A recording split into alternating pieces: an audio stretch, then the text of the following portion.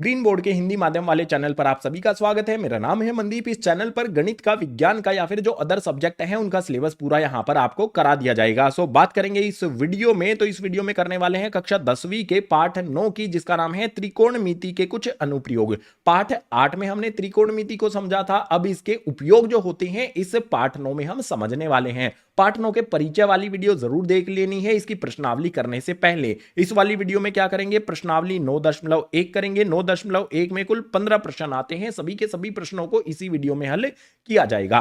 9.1 के अलावा इस पाठ की जो भी अन्य वीडियोज हैं, परिचय वाली वीडियो हैं या फिर अन्य प्रश्नावलियां हैं, उन सभी के लिंक आपको नीचे डिस्क्रिप्शन बॉक्स में दिए गए हैं। सभी को देख लेना, अच्छी तरह से समझ लेना। तो इस वीडियो में शुरुआत करते हैं प्रश्नावली 9.1 की अगले पेज से।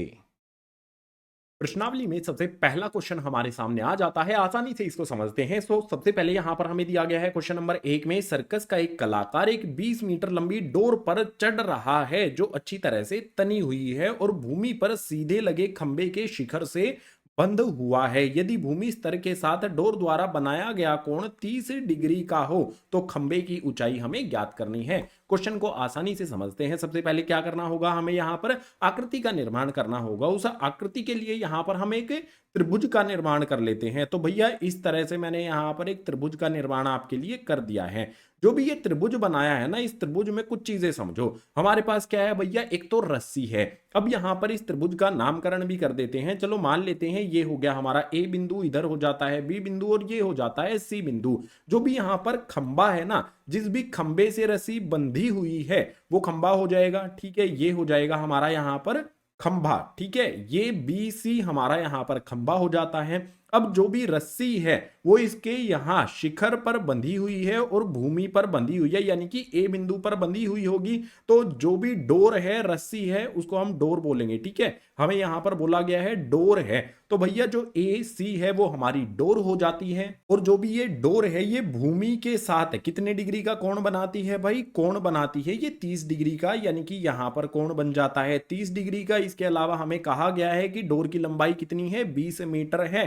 तो यहां से यहां तक ये हो जाती है भैया 20 मीटर की। हमें ज्ञात क्या करना है, जो भी खंबा है भैया ए बी सी जो है इसकी ऊंचाई हमें ज्ञात करनी है। खंबा जो भी है वो किस तरह के एंगल बनाएगा, भूमि के साथ, यानी कि जमीन जिस पर भी उसको गाड़ा गया है उसके साथ किस तरह का एंगल बनाएगा, समकोण बनाएगा। अब यहां पर कुछ चीजें लिख देते हैं। सबसे पहले लिखते हैं यहां पर हमारा ए सी एंड बी सी के बारे में।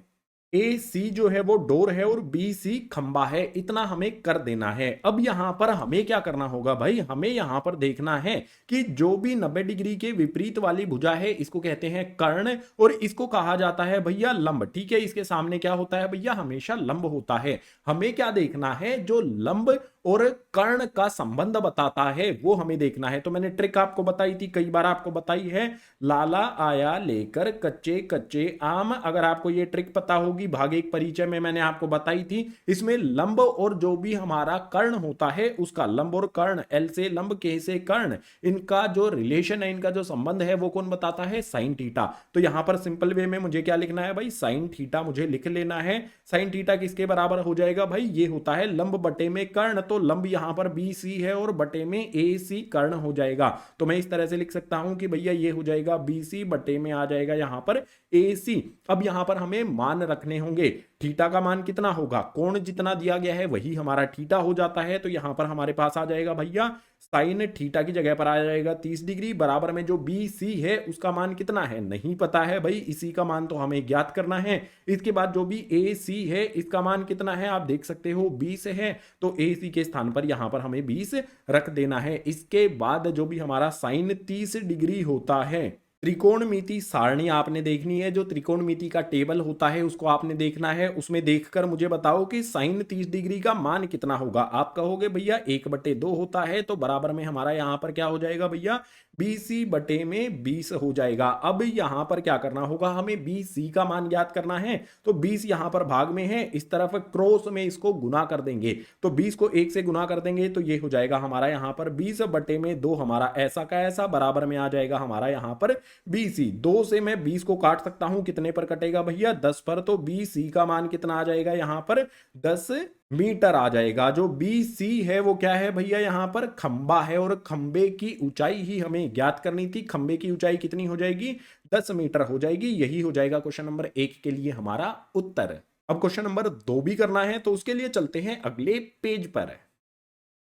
क्वेश्चन नंबर 2 आ जाता है। क्वेश्चन नंबर 2 में हमें दिया है आंधी आने से एक पेड़ टूट जाता है। टूटा हुआ भाग इस तरह मुड़ जाता है कि पेड़ का शिखर जमीन को छूने लगता है और इसके साथ साथ 30 डिग्री का कोण बनाता है। पेड़ का पाद बिंदु की दूरी जहां पेड़ का शिखर जमीन को छूता है 8 मीटर है। पेड़ की ऊंचाई आपको ज्ञात करनी है। आसान सी बात यहां पर समझा देता हूं। जब भी आंधी तूफान आता है तो सबसे ज्यादा क्या होता है भैया, पेड़ या फिर खंबे टूटते हैं। तो मान लेते हैं इस तरह से हमारा एक पेड़ है। इस पेड़ को हम मान लेते हैं कि ये ऊपर वाला हमारा ए बिंदु है, नीचे वाला हमारा बी बिंदु है। ये किसी बीच में से आंधी आती है तो इसको कहीं यहां से तोड़ देती है। ठीक है, जिस भी बिंदु से ये टूटता है उसका नामकरण यहां पर हम सी कर देते हैं। सी बिंदु से ये टूटता है, जहां से भी ये टूटता है उसके बाद क्या होगा, यहां पर ये जमीन को छूता है। ठीक है, यहां पर ये टूटता है और इस तरह से मुड़ के यहां पर ये जमीन को छूता है। यहां से टूटा और इस तरफ गिर गया, यहां इस वाले बिंदु पर ये जमीन को छूता है और जहां पर भी जमीन को छूता है उस बिंदु को नाम दे देते हैं डी। जहां पर भी जमीन को छूता है कोण कितना बनता है जमीन के साथ भैया, 30 डिग्री का कोण बनता है। तो यहां पर आ जाएगा हमारे पास 30 डिग्री का ये कोण हो गया।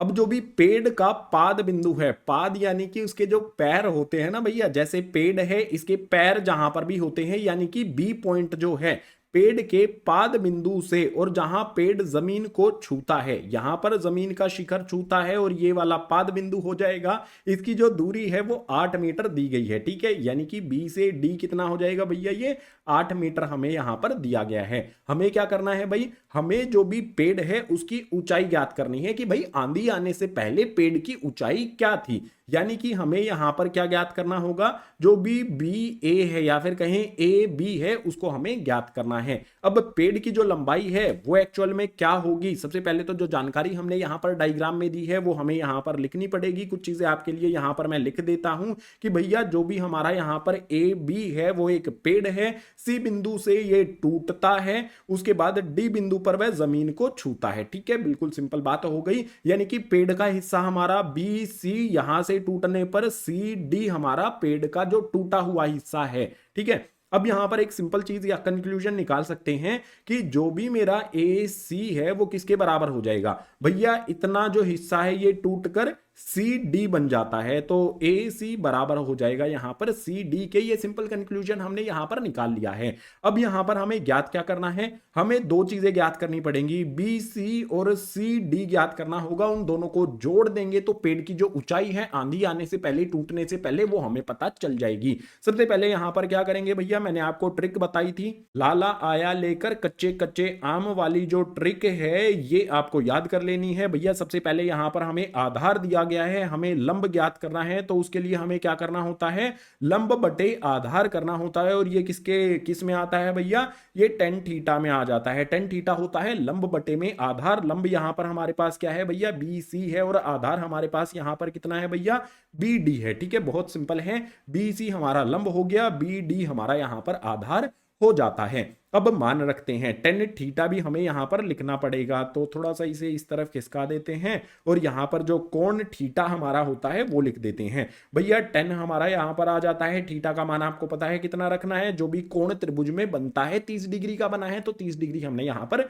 रख दिया। बी सी का मान हमें नहीं पता भैया क्या है, लेकिन बी डी का हमें पता है। आप यहां पर देखो बी डी का मान कितना है भैया, 8 है, तो ये आ जाएगा 8। अब आप मुझे बताओ त्रिकोणमिति सारणी यानी कि ट्रिग्नोमेट्री टेबल देखकर 1030 की वैल्यू क्या होगी, बिना देखे भी बता सकते हो। वैल्यू कितनी होती है इसकी, 1 बटे में यहां पर आ जाएगा हमारे पास √3 बराबर में हो जाएगा हमारे पास यहां पर बी सी और बटे में आ जाएगा हमारे पास यहां पर 8 है। इस तरफ क्या करना होगा भाई, हमें बी सी का मान ज्ञात करना है। तो 8 को इस तरह से क्रॉस में गुना कर देंगे, 8 को 1 से गुना करेंगे तो ये हो जाएगा हमारे पास 8 बटे में √3 बराबर में हो जाएगा यहां पर हमें बी सी। भैया बी सी का मान तो हमने ज्ञात कर लिया। अभी एक और चीज है जिसका मान हमने ज्ञात करना है। ये तो हमें पता चल गया इसका मान बी सी का 8/√3 होगा। जो सी डी है इसका भी तो हमें ज्ञात करना पड़ेगा। हमें यहां पर आधार दिया गया है और हमें यहां पर कर्ण ज्ञात करना है। तो आधार और कर्ण का संबंध हमें दूसरा वाला जो यहां पर भिन्न है वो बताता है,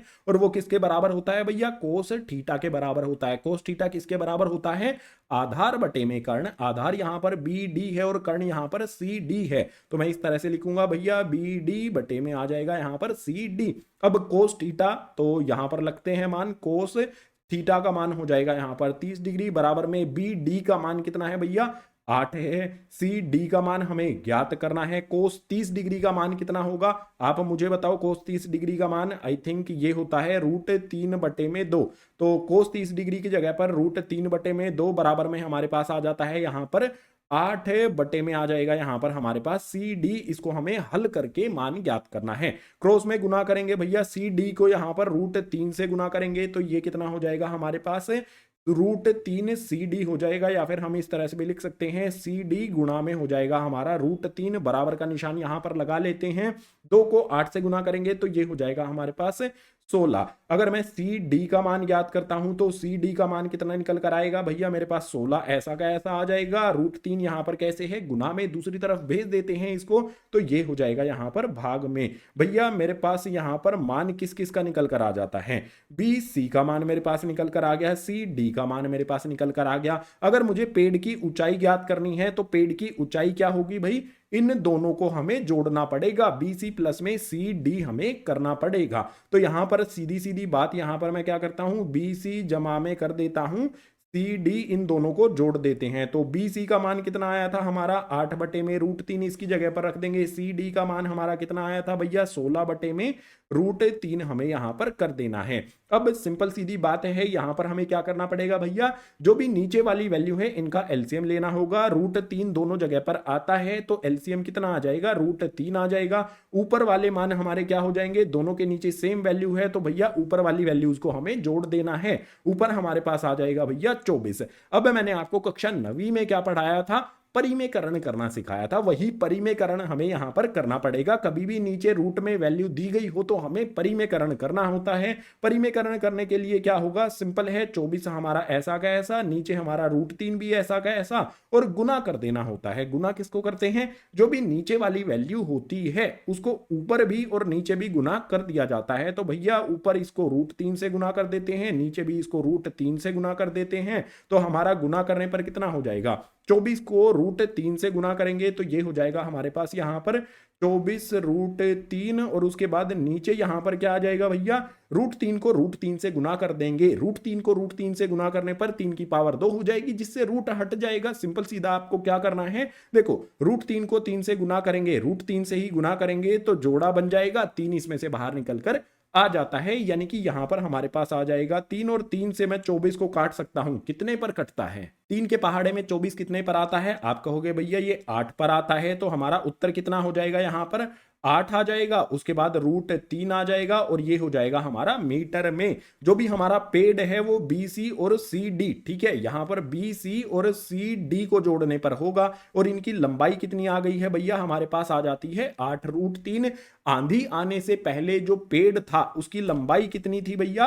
8√3 मीटर थी। अब आप कहोगे भैया आंधी आने से पहले तो ए बी था ना। यहां पर देखो, जो भी हमारा सी डी और ए सी है वो एक दूसरे के बराबर है। यहां पर मैंने आपको पहले ही वो बता दिया था। तो आप सी डी जो हमारा ये है, जो भी इसका मान आया है वो ए सी का भी मान होगा। इसका मतलब हमने क्या किया है भैया? बी सी और ए सी को एक तरह से जोड़ दिया है। तो ये हमारा उत्तर आ जाता है इस वाले क्वेश्चन के लिए। अब इससे अगला क्वेश्चन करना है तो उसके लिए चलते हैं अगले पेज पर। क्वेश्चन नंबर 3 हमारे सामने आ जाता है। इस क्वेश्चन को एक बार देखो यार तुम, इतनी बड़ी स्टेटमेंट दी गई है, इसको पढ़ने में ही 1 साल लग जाएगा। पढ़ते हैं फिर भी भैया। इसमें दिया गया है, एक ठेकेदार बच्चों को खेलने के लिए एक पार्क में 2 फिसलन पट्टी लगाना चाहती है। 5 वर्ष से कम उम्र के बच्चों के लिए वह एक ऐसी फिसलन पट्टी लगाना चाहती है जिसका शिखर 1.5 मीटर की ऊंचाई पर हो और भूमि के साथ 30 डिग्री कोण पर झुका हुआ हो, जबकि इससे अधिक उम्र के बच्चों के लिए वह 3 मीटर की ऊंचाई पर एक अधिक ढाल की फिसलन पट्टी लगाना चाहती है जो भूमि के साथ 60 डिग्री का कोण बनाता हो। प्रत्येक स्थिति में फिसलन पट्टी की लंबाई क्या होनी चाहिए? भैया पार्क में जाते हो, वहां पर अलग अलग तरह की स्लाइड्स लगी होती हैं, एक ऊंची होती है, एक नीची होती है। वो ठेकेदार ने ही बनाई है, इसी वाली ठेकेदार ने बनाई है। तो जो भी ये ठेकेदार है, ये क्या चाहती है? 2 फिसलन पट्टी लगाना चाहती है। बात करेंगे हम सबसे पहली फिसलन पट्टी की। वो फिसलन पट्टी कुछ इस तरह से होगी, ठीक है। इस तरह से जो फिसलन पट्टी है, यहां पर जो फिसलन पट्टी है उसने कुछ इस तरह की फिसलन पट्टी लगाई है।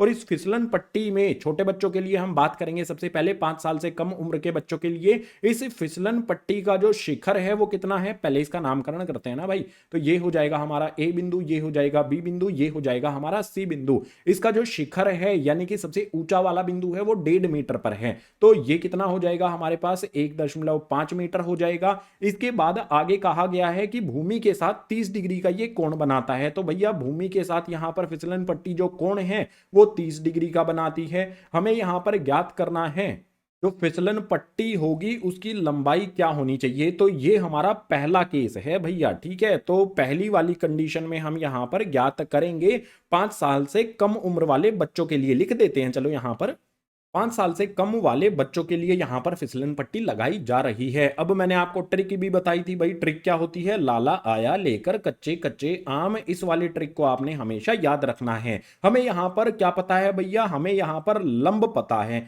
हमें यहां पर ज्ञात क्या करना है, कर्ण ज्ञात करना है। फिसलन पट्टी जो है हमारी ए सी, उसकी लंबाई हमें ज्ञात करनी है। तो भैया लंब और कर्ण का रिलेशन कहां पर मिलता है, हमें सबसे पहले वाले में ही मिल जाता है, लंब बटे में कर्ण। और ये किसके लिए होता है भैया, ये होता है साइन थीटा के लिए। तो यहां पर हमारे पास आ जाएगा भैया साइन थीटा की वैल्यू आपको पता है ना, 30 डिग्री हमें दी गई है। इसके बाद यहां पर देखो हमारे पास लंब क्या है भाई, ए बी है। उसके बाद यहां पर कर्ण हमारा ए सी है। तो मैं इस तरह से लिख दूंगा कि भाई ए बी बटे में यहां पर आ जाएगा मेरे पास ए सी। साइन 30 डिग्री का मान कितना होता है ये आपको पता होना चाहिए। क्वेश्चन नंबर 1 में हमने इस्तेमाल किया था साइन 30 डिग्री, वहां पर मान कितना रखा था, 1/2 बराबर में हमारे पास ए बी का मान कितना है। ये देखो ए बी का मान कितना दिया गया है भैया, 1.5। तो यहां पर 1.5 आ जाता है। ए सी का मान मुझे बताओ कितना होगा, ए सी यहां पर हमारे पास है, इसका मान हमें नहीं पता है, यही हमें ज्ञात करना है। तो मैं लिख देता हूं यहां पर ए सी। अब क्या करना होगा भाई, क्रॉस में इस तरह से हमें गुना करनी पड़ेगी।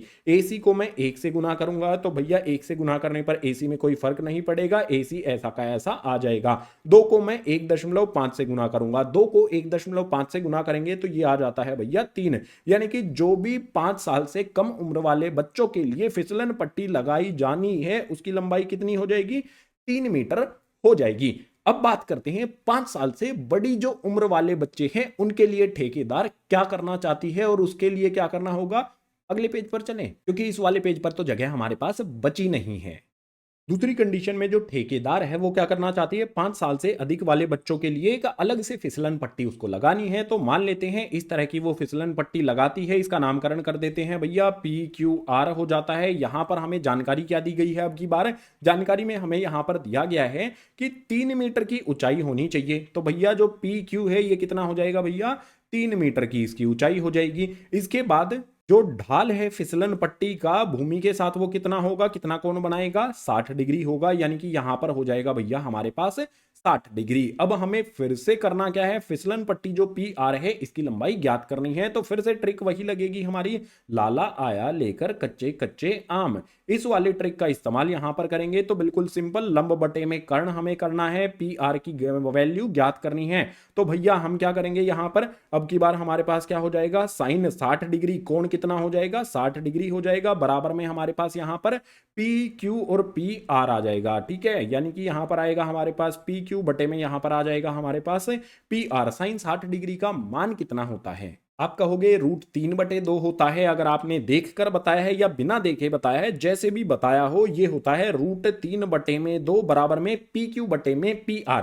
पी क्यू का मान आप देख सकते हो 3 है और पी आर हमारा ऐसा का ऐसा यहां पर आ जाएगा। अब इसको हल करने के लिए क्या करेंगे भाई, क्रॉस में मल्टीप्लाई करेंगे।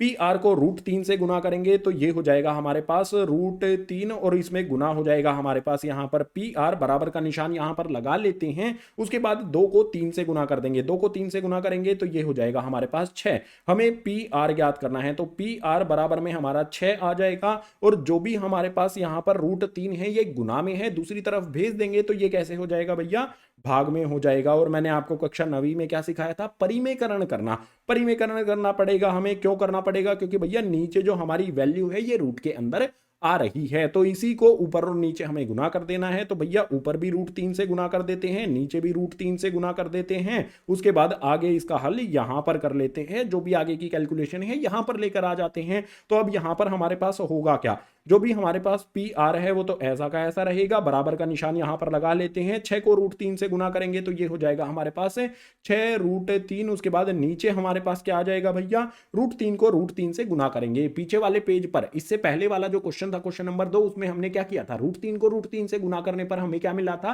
3 मिला था। तो यहां पर भी हम √3 को √3 से गुना करने पर 3 आ जाएगा। 3 से हम 6 को काट सकते हैं भैया 2 पर, तो हमारा जो पी आर है उसकी लंबाई कितनी आ जाएगी भैया, पी आर जो भी फिसलन पट्टी 5 साल से बड़ी उम्र वाले बच्चों के लिए लगानी है उसकी लंबाई जो है वो आ जाएगी हमारे पास 2√3, ये हो जाएगा हमारा मीटर में। अब यहां पर हमारे पास 2 आंसर मिल रहे हैं। 2 केस में ये क्वेश्चन को हमने बांटा था।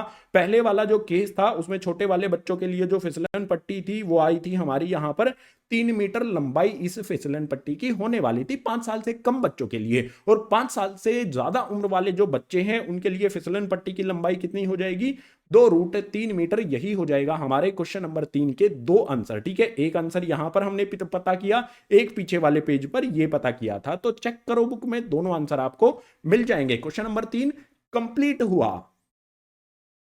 क्वेश्चन नंबर 4 आपके सामने आता है। इसमें है भूमि के एक बिंदु से जो मीनार के पाद बिंदु से डैश मीटर, यहां पर कुछ मिस हो गया है। ठीक है, यहां पर क्या आएगा भैया, 30 मीटर। ठीक है, 30 मीटर दूरी पर है। यदि मीनार के शिखर का उन्नयन कोण 30 डिग्री होता है तो मीनार की ऊंचाई आपको ज्ञात करनी है। देखो सिंपल है, सबसे पहले एक डायग्राम बनाते हैं। हमें एक जरूरत होगी त्रिभुज की, तो इस तरह से एक त्रिभुज का निर्माण यहां पर कर लेते हैं। भैया ये जो त्रिभुज हमारा बना है ये किस प्रकार का त्रिभुज हो जाएगा, समकोण वाला त्रिभुज यहां पर हमने बना लिया है। इसमें कहता है भूमि के एक बिंदु से, ये भूमि का एक बिंदु है जो मीनार के पाद बिंदु, पाद बिंदु यानी कि इसके पैर वाला जो बिंदु होता है ना, वो चलो इसका नामकरण कर देते हैं। ये ए बिंदु हो गया, ये बी बिंदु हो गया, ये सी बिंदु हो गया।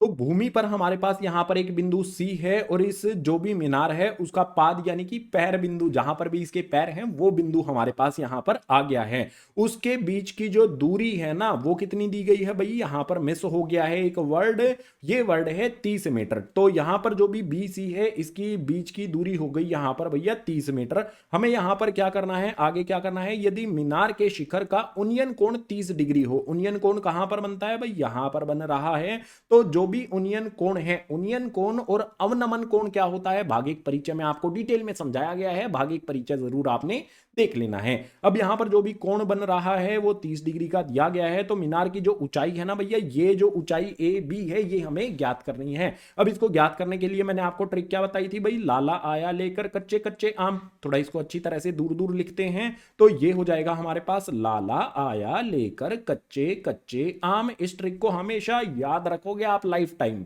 अब इस ट्रिक में हमें यहां पर देखो क्या दिया गया है भाई, आधार दिया गया है, लंब ज्ञात करना है। तो आधार और लंब हमें कहां पर मिलता है, आखिरी वाले में मिलता है, और ये क्या होता है भाई, tan थीटा के बराबर होता है। तो यहां पर हमारे पास हल में सबसे पहले क्या हो जाएगा, tan थीटा का मान कितना रख देंगे, 30 डिग्री कोण दिया गया है हमें तो 30 डिग्री रख देते हैं। बराबर में हमारे पास क्या हो जाएगा भैया, यहां पर लंब बटे में आधार, लंब हमारे पास ए बी और आधार हमारे पास बी सी। तो यहां पर आ जाएगा हमारे पास ए बी बटे में आ जाएगा यहां पर बी सी। अब tan 30 डिग्री का मान क्या होता है आप मुझे बताओ, ये हो जाएगा 1 बटे में √3, बराबर में ए बी का मान हमें पता नहीं है तो भैया ए बी ही इसको रखते हैं। बराबर में हमारे पास बी सी का मान कितना हो जाएगा, 30 हो जाएगा।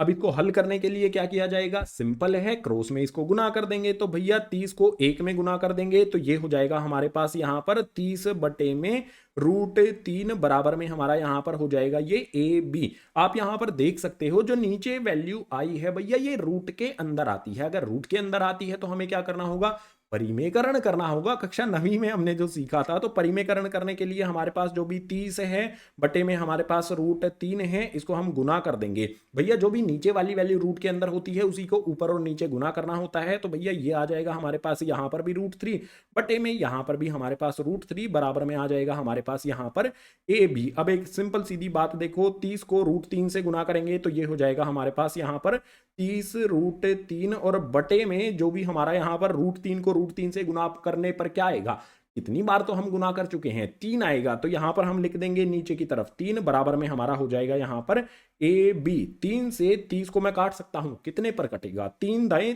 30 होता है। तो यहां पर हमारे पास मान कितना आ जाएगा, 10 को √3 से हमें गुना करना पड़ेगा। तो गुना करने पर हमारे पास कितना आ जाएगा, ये हो जाएगा हमारे पास 10 √3 और जो भी यहां पर हमें मीटर में दिया गया है ना 30, तो ये भी हमारा 10 √3 मीटर में हो जाएगा। जो भी यहां पर मीनार है भैया हमारी ए बी, मीनार की ऊंचाई कितनी हो जाएगी, 10 √3 मीटर मीनार की ऊंचाई हो गई। क्वेश्चन नंबर 4 का उत्तर हमने ज्ञात कर लिया। अब क्वेश्चन नंबर 5 करना है, तो उसके लिए चलते हैं अगले पेज पर।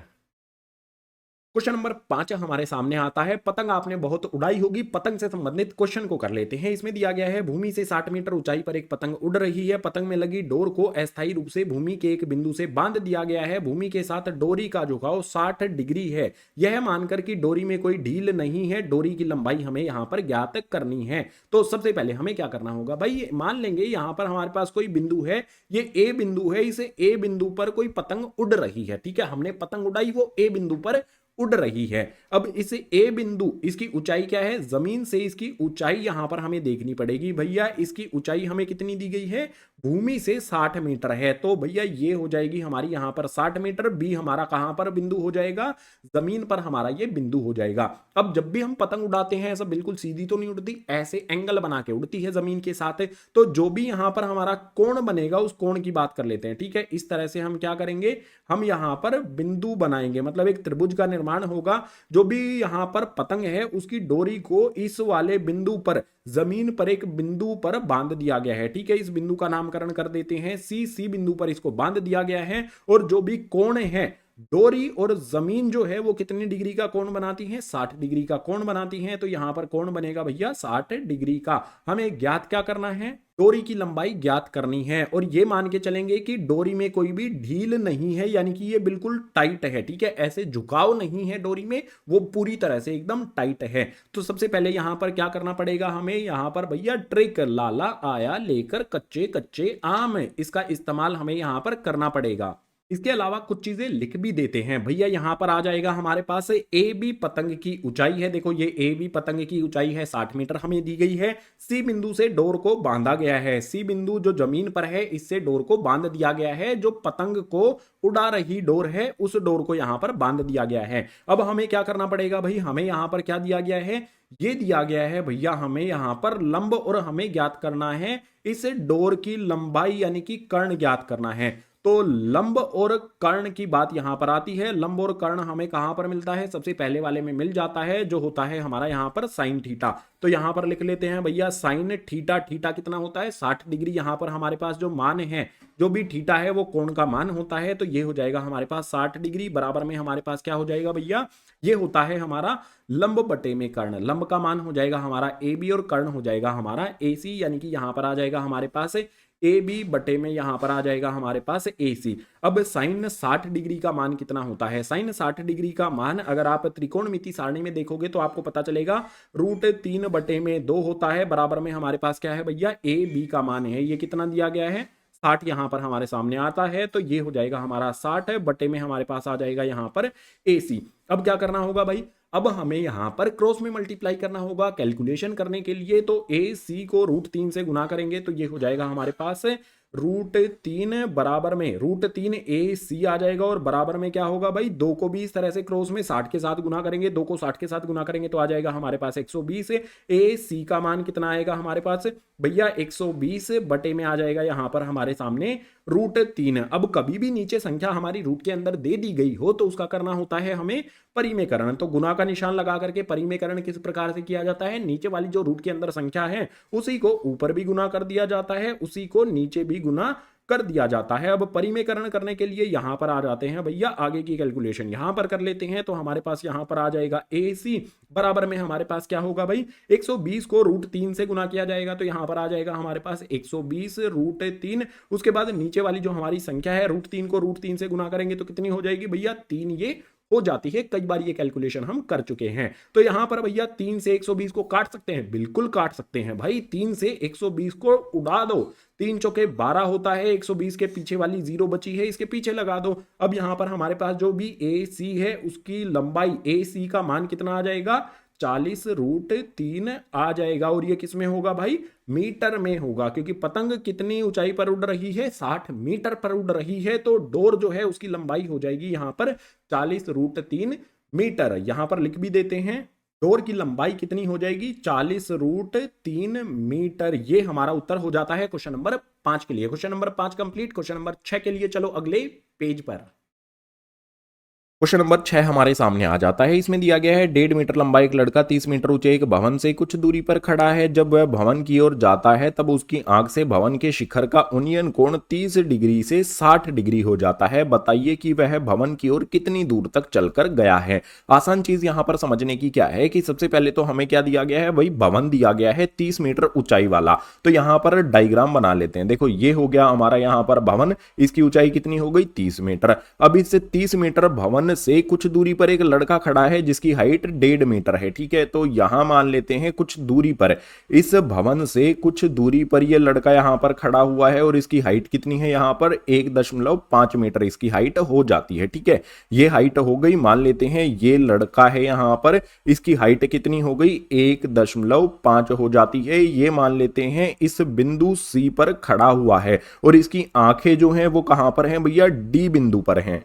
जो भी हमारा ये D बिंदु है यहां से हम एक समांतर रेखा खींच देंगे क्षैतिज के। ठीक है, ये हमें हमेशा करना पड़ेगा क्योंकि इसकी आंखें जहां से होंगी वहीं पर कोण बनेगा। अब यहां पर एक चीज आपको समझनी पड़ेगी कि कुल जो भवन की ऊंचाई है वो कितनी है, 30 है। लेकिन अगर इसकी हाइट को हम घटा देते हैं, जो इतना वाला भाग है इसको घटा देते हैं तो कितना बचेगा, 30 में से 1.5 को घटा देंगे तो ये हो जाएगा हमारे पास 28.5।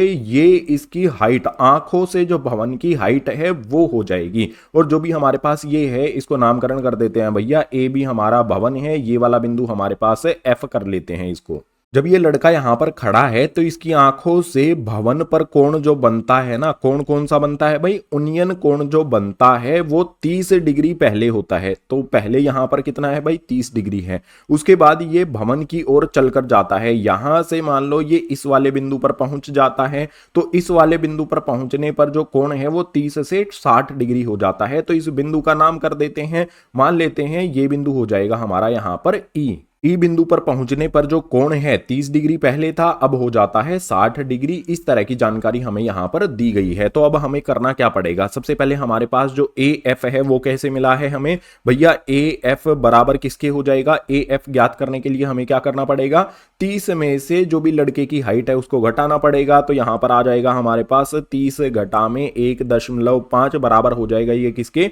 28.5 के बराबर ये हो जाएगा। इतने मीटर जो AF है उसकी आंखों से टावर की हाइट है या फिर जो भी भवन है उसकी हाइट है। हमें बताना है वो भवन की ओर कितना चल कर गया है, यानी कि D से E की दूरी अगर हम ज्ञात कर लेते हैं तो भैया उसने इतना ही चला है। और इस DE की दूरी ज्ञात करने के लिए हमें दो चीजों का पता होना चाहिए, हमें EF पता होना चाहिए। EF तो आसानी से ज्ञात किया जा सकता है, मैं त्रिभुज ले लेता हूं, त्रिभुज AEF। तो यहां पर मैं लिख लेता हूं, मैं यहां पर त्रिभुज लेने वाला हूं, त्रिभुज AEF। AEF वाले त्रिभुज की अगर हम बात करते हैं तो हमारा यहां पर क्या बना है, देखो हम यहां पर आधार और हम यहां पर लंब जो दिया गया है इन दोनों का रिलेशन संबंध इस्तेमाल करेंगे।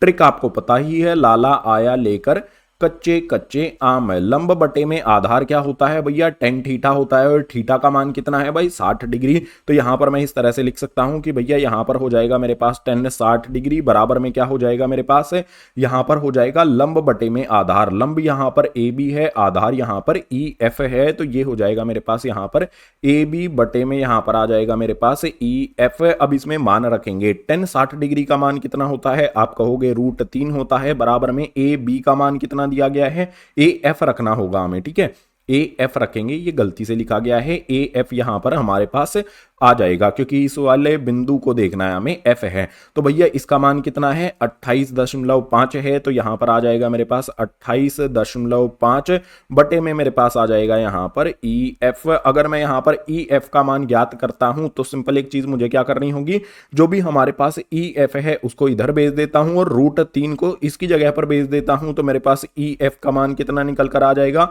ई एफ बराबर हो जाएगा ये मेरा 28.5 बटे में √3 के, ये मान निकल कर आ गया है। इसका परिमेयकरण अभी नहीं करना है, परिमेयकरण की जरूरत होती है हमें बिल्कुल आखिरी में करने की, जब हमारा फाइनल आंसर आ जाता है। इतना तो हमने कर लिया, अब क्या करने वाले हैं भाई, मैं अगर डी एफ भी ज्ञात कर लेता हूं। डी एफ क्या है भाई, आधार है, कौन से वाले त्रिभुज का, ए डी एफ वाले का, और लंब हमारे पास है ही। तो अब की बार मैं कौन सा त्रिभुज लूंगा, यहां पर त्रिभुज ले लेता हूं, ए डी एफ वाला त्रिभुज मैं ले रहा हूं। इसमें थीटा कितना हो जाएगा 30 डिग्री, जो हमारा यहां पर है टेन 30 डिग्री होगा, तो टेन 30 डिग्री बराबर में कितना हो जाएगा भैया हमारा, यहां पर देखो सिंपल है, यहां पर लंब होगा हमारा ए एफ और आधार हो जाएगा डी एफ। यानी कि मैं इसको किस तरह से लिखूंगा भैया, ए एफ बटे में यहां पर आ जाएगा मेरे पास डी एफ। अब इसको आगे हल करने के लिए यहां पर आ जाते हैं, आसानी से इसको हल करेंगे। टेन 30 डिग्री का मान कितना होता है, आप कहोगे ये होता है 1 बटे में √3। इसके बाद बराबर का निशान लगा लेते हैं, यहां पर ए एफ का मान तो सबको पता ही है, ये हो जाएगा हमारे पास 28.5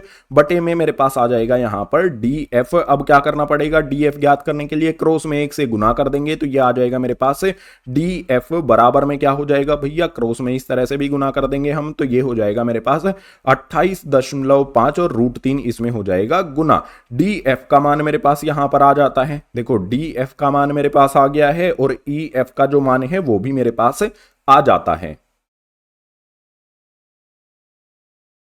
हमें ज्ञात क्या करना है, डी ई ज्ञात करना है। भैया डी ई कैसे ज्ञात किया जाएगा, देखो डी ई ज्ञात करने के लिए सिंपल चीज हमें क्या करनी होगी, डी ई ज्ञात करने के लिए हमें जो भी हमारी ये पूरी लाइन है डी एफ, इसमें से मैं ई एफ को घटा दूंगा, ठीक है। डी एफ में से ई एफ को अगर मैं हटा दूंगा तो मेरे पास डी ई ही बचेगा। तो मैं इसको इस तरह से लिख सकता हूं भैया, डी एफ उसके बाद घटा में यहां पर आ जाएगा इसमें से ई एफ। अब इनके मान मुझे रखने पड़ेंगे भैया, तो देखो डी एफ का मान कितना ज्ञात किया है हमने, डीएफ का मान यहां पर हमने ज्ञात किया है 28.5। डीएफ के स्थान पर यहां पर आ जाएगा 28.5, उसके बाद √3 आ जाएगा, घटा का निशान लगा लेते हैं। यहां पर हमारे पास क्या है, ई एफ का मान हमें रखना है, और ई एफ का मान कितना आया था 28.5 बटे में √3, तो यह आ जाएगा 28.5 बटे में आ जाएगा √3। अब इसको हमें हल करना है। हल करने के लिए सबसे आसान तरीका क्या होता है, जब भी हमारे पास कोई भिन्न हो तो नीचे वाली संख्या का एलसीएम ले लिया जाता है। तो √3 नीचे आ जाता है, √3 का यहां पर एलसीएम लिया जाएगा तो √3 आ जाएगा। ऊपर वाली संख्याएं क्या होंगी,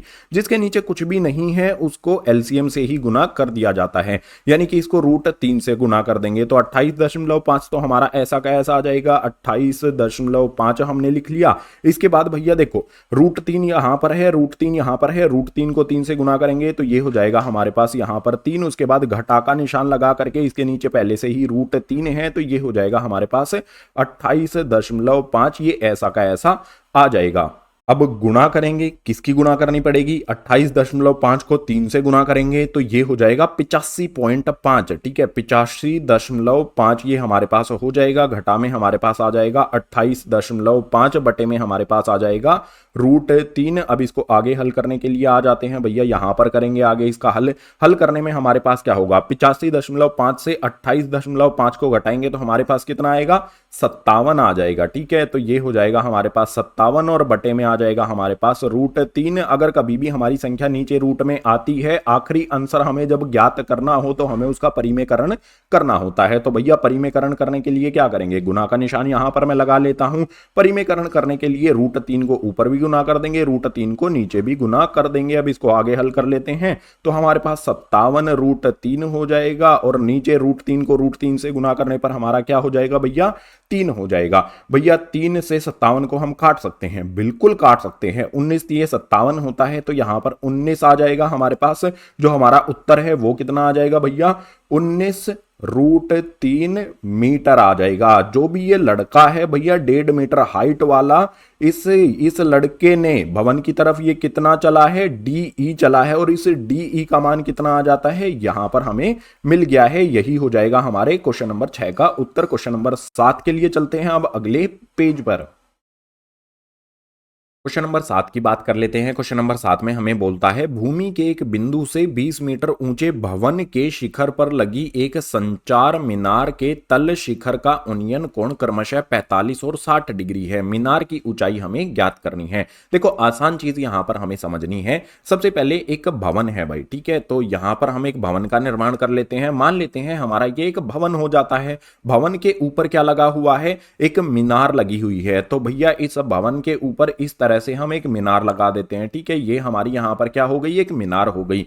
ये भवन हो गया, इसकी ऊंचाई कितनी दी गई है, 20 मीटर। तो ये हो जाएगा हमारा यहां से यहां तक 20 मीटर, और इसका नाम भी दे देते हैं। ये हो जाएगा हमारा मान लो B बिंदु, ये हो जाएगा हमारा यहां पर C बिंदु, ये हो जाएगा हमारा यहां पर D बिंदु। BCD बिंदु ये हमारे हो जाते हैं। अब भूमि पर कोई एक बिंदु दिया गया है, उस भूमि के बिंदु से जो भी मीनार है उसका तल और शिखर जो है उसका उन्नयन कोण 45 और 60 डिग्री बनता है। ध्यान से इसको समझना है। यहां पर मान लेते हैं जो भी भूमि है उसका कहीं ये बिंदु है, ठीक है। इस बिंदु को नाम दे देते हैं, यहां पर कोई A बिंदु है, और इस A बिंदु से जो भी यहां पर मीनार है इसका तल और इसका ऊपर वाला हिस्सा, इन दोनों पर कोण बनता है, ठीक है। यानी कि यहां से इस तरह से और इस तरह से कोण बनेगा। जो भी ये कोण बनता है कितने कितने डिग्री का है, ये आपको दिया गया है। कितने कितने डिग्री का है यहां पर आप देख सकते हो, 45 डिग्री और 60 डिग्री का है। तो भैया सबसे पहले हमारे पास जो ये वाला कोण है ना, इधर इतना वाला कोण, ठीक है, सिर्फ ये पीला वाला जो कोण मैंने बताया है ये कितना हो जाएगा, 45 डिग्री का कोण हो जाएगा। इसके बाद जो हमारा इससे बड़ा वाला कोण बनता है भैया ये वाला पूरा, ठीक है, ये कितना हो जाएगा भाई, 60 डिग्री का कोण हो जाएगा। तो दो कोण हमें यहां पर दिए गए हैं। हमें ज्ञात क्या करना है, मीनार की ऊंचाई ज्ञात करनी है। मीनार यानी कि CD हमें यहां पर ज्ञात करना है। हमें यहां पर जो भी भवन है उसकी ऊंचाई दे रखी है। तो सबसे पहले देखो इस वाले त्रिभुज का इस्तेमाल करके हम आधार ज्ञात कर लेते हैं। तो कौन से वाला त्रिभुज का हमें ज्ञात करना है, यहां पर ABC का इस्तेमाल करके। तो यहां पर आ जाएगा सबसे पहले त्रिभुज ABC में हम क्या करने वाले हैं, आपको पता है ना ट्रिक क्या है, लाला आया लेकर कच्चे कच्चे आम है। इस वाले ट्रिक का इस्तेमाल किया जाएगा। लंब बटे में आधार, हमें लंब दिया गया है, आधार हमें ज्ञात करना है। तो लंब बटे में आधार क्या होता है भाई, 10 होता है। और 10 कितना हो जाएगा यहां पर, इस वाले त्रिभुज में जो कोण है वो कितना बनता है, सिर्फ 45 डिग्री बनता है। तो 10 45 डिग्री यहां पर आ जाएगा। बराबर में क्या हो जाएगा, लंब बटे में आधार हो जाएगा। लंब यहां पर BC है, आधार यहां पर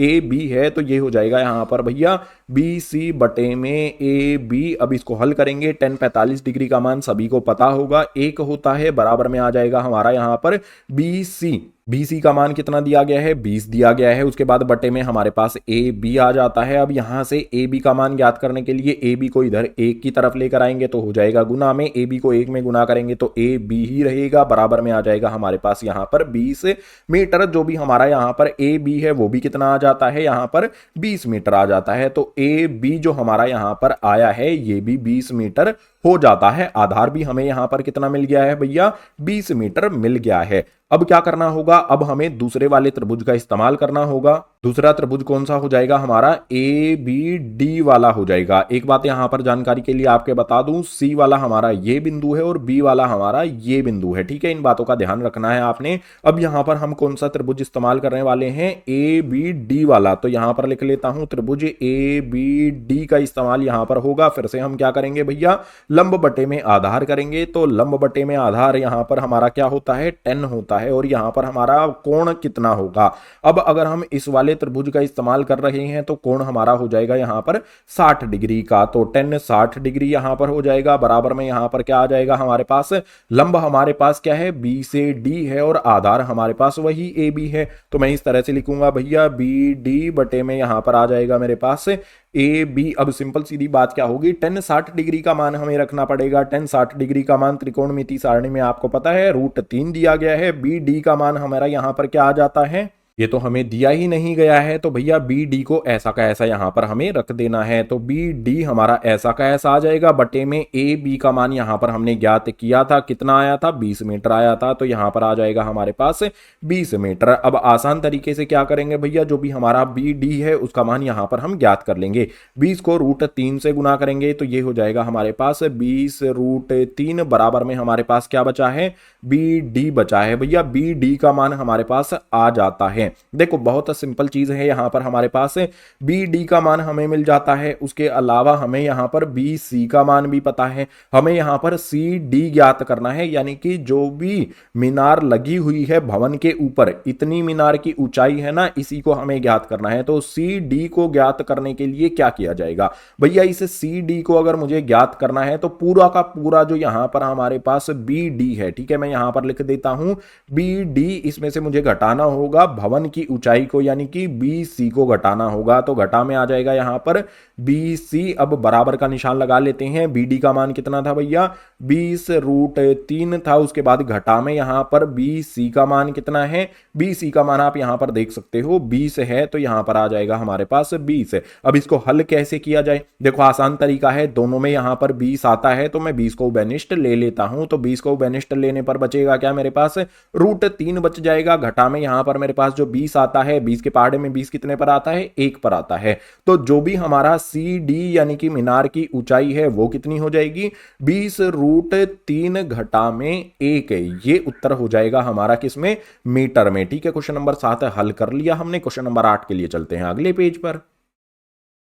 क्वेश्चन नंबर 8 हमारे सामने आता है। इसमें दिया गया है एक पेडिस्टल के शिखर पर 1.6 मीटर ऊंची मूर्ति लगी हुई है। भूमि के एक बिंदु से मूर्ति के शिखर का उन्नयन कोण 60 डिग्री है और उसी बिंदु से पेडिस्टल के शिखर का उन्नयन कोण 45 डिग्री है। पेडिस्टल की ऊंचाई हमें ज्ञात करनी है। देखो जो भी पेडिस्टल होता है ना, उसके ऊपर रखा जाता है मूर्ति को। तो सबसे पहले यहां पर क्या करेंगे भैया, एक पेडिस्टल बना लेते हैं। ठीक है, ये हमारा मान लेते हैं एक पेडिस्टल है, कुछ इस तरह से पेडिस्टल बनाया जाता है। उसके ऊपर कोई भी मूर्ति है उसको इस तरह से रख दिया जाता है। आपने देखा होगा ना, ऐसे इस तरह का एक स्ट्रक्चर बनाया जाता है, उसके ऊपर कोई भी मूर्ति रखी जाती है। तो ये पेडिस्टल हो गया, इसके ऊपर ये मूर्ति यहां पर रख दी गई है। जो भी मूर्ति लगी हुई है उसकी ऊंचाई हमें यहां पर दी गई है 1.6 मीटर। तो 1.6 मीटर जो भी ये मूर्ति है इसकी ऊंचाई हमें यहां पर मिल जाती है। अब भूमि के एक बिंदु की बात करते हैं। तो मान लेते हैं भैया इस तरफ भूमि का कोई एक बिंदु है। इस भूमि के एक बिंदु से जो भी हमारी यहां पर मूर्ति का शिखर है उस पर 60 डिग्री का कोण बनता है। तो मूर्ति ऊपर की तरफ रखी गई है, इसका शिखर पर जो ये कोण बना है इसको मैं दिखा देता हूं। ये हो जाएगा यहां पर 60 डिग्री का कोण बना देते हैं। ठीक है, ये हो गया 60 डिग्री का कोण। इसके बाद जो भी आगे हमें दिया गया है, हमें कहता है पेडिस्टल के शिखर का उन्नयन कोण 45 डिग्री है।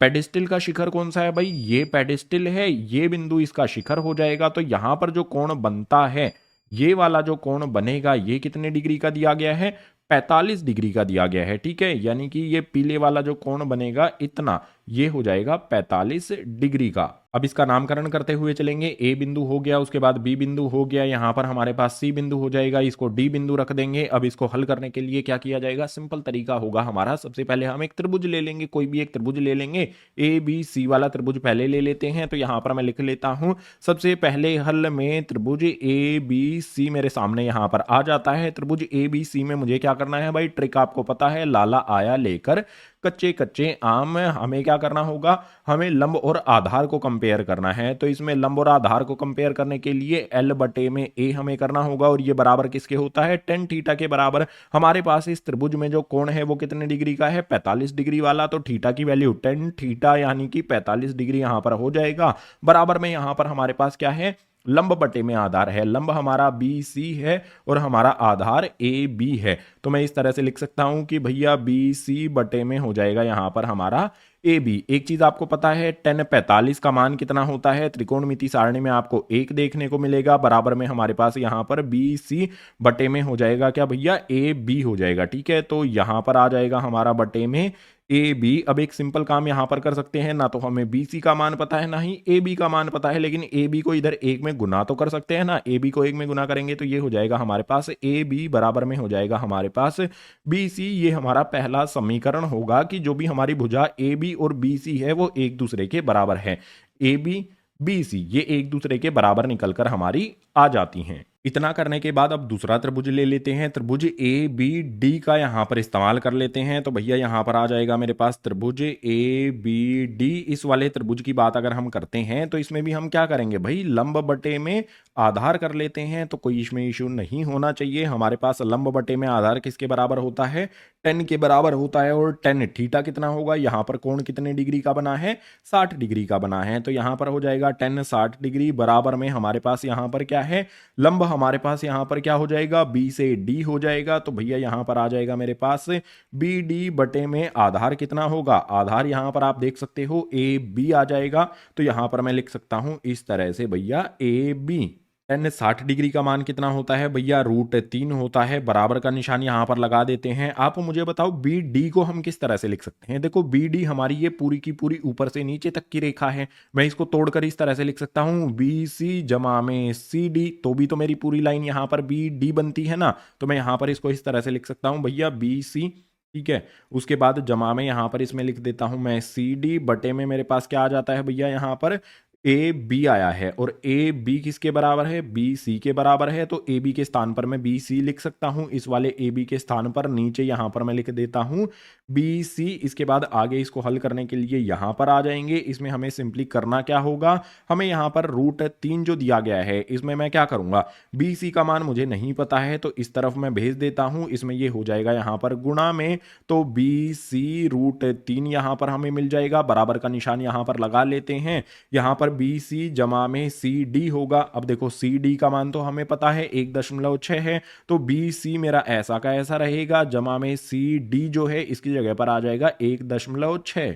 अब जो बी सी वाले पद हैं उनको एक तरफ इकट्ठा कर लेंगे। इसको मैं इस तरफ ले आऊंगा तो यहां पर हमारे पास बी सी √3 जो है ये ऐसा का ऐसा रहेगा। बी सी यहां पर जमा का है, इस तरफ लेकर आ जाऊंगा तो हो जाएगा यहां पर घटा का बी सी बराबर में मेरे पास आ जाएगा 1.6। अब इसको हल करने के लिए क्या कर सकते हैं, देखो बी सी दोनों में आता है तो मैं उभयनिष्ठ ले सकता हूं।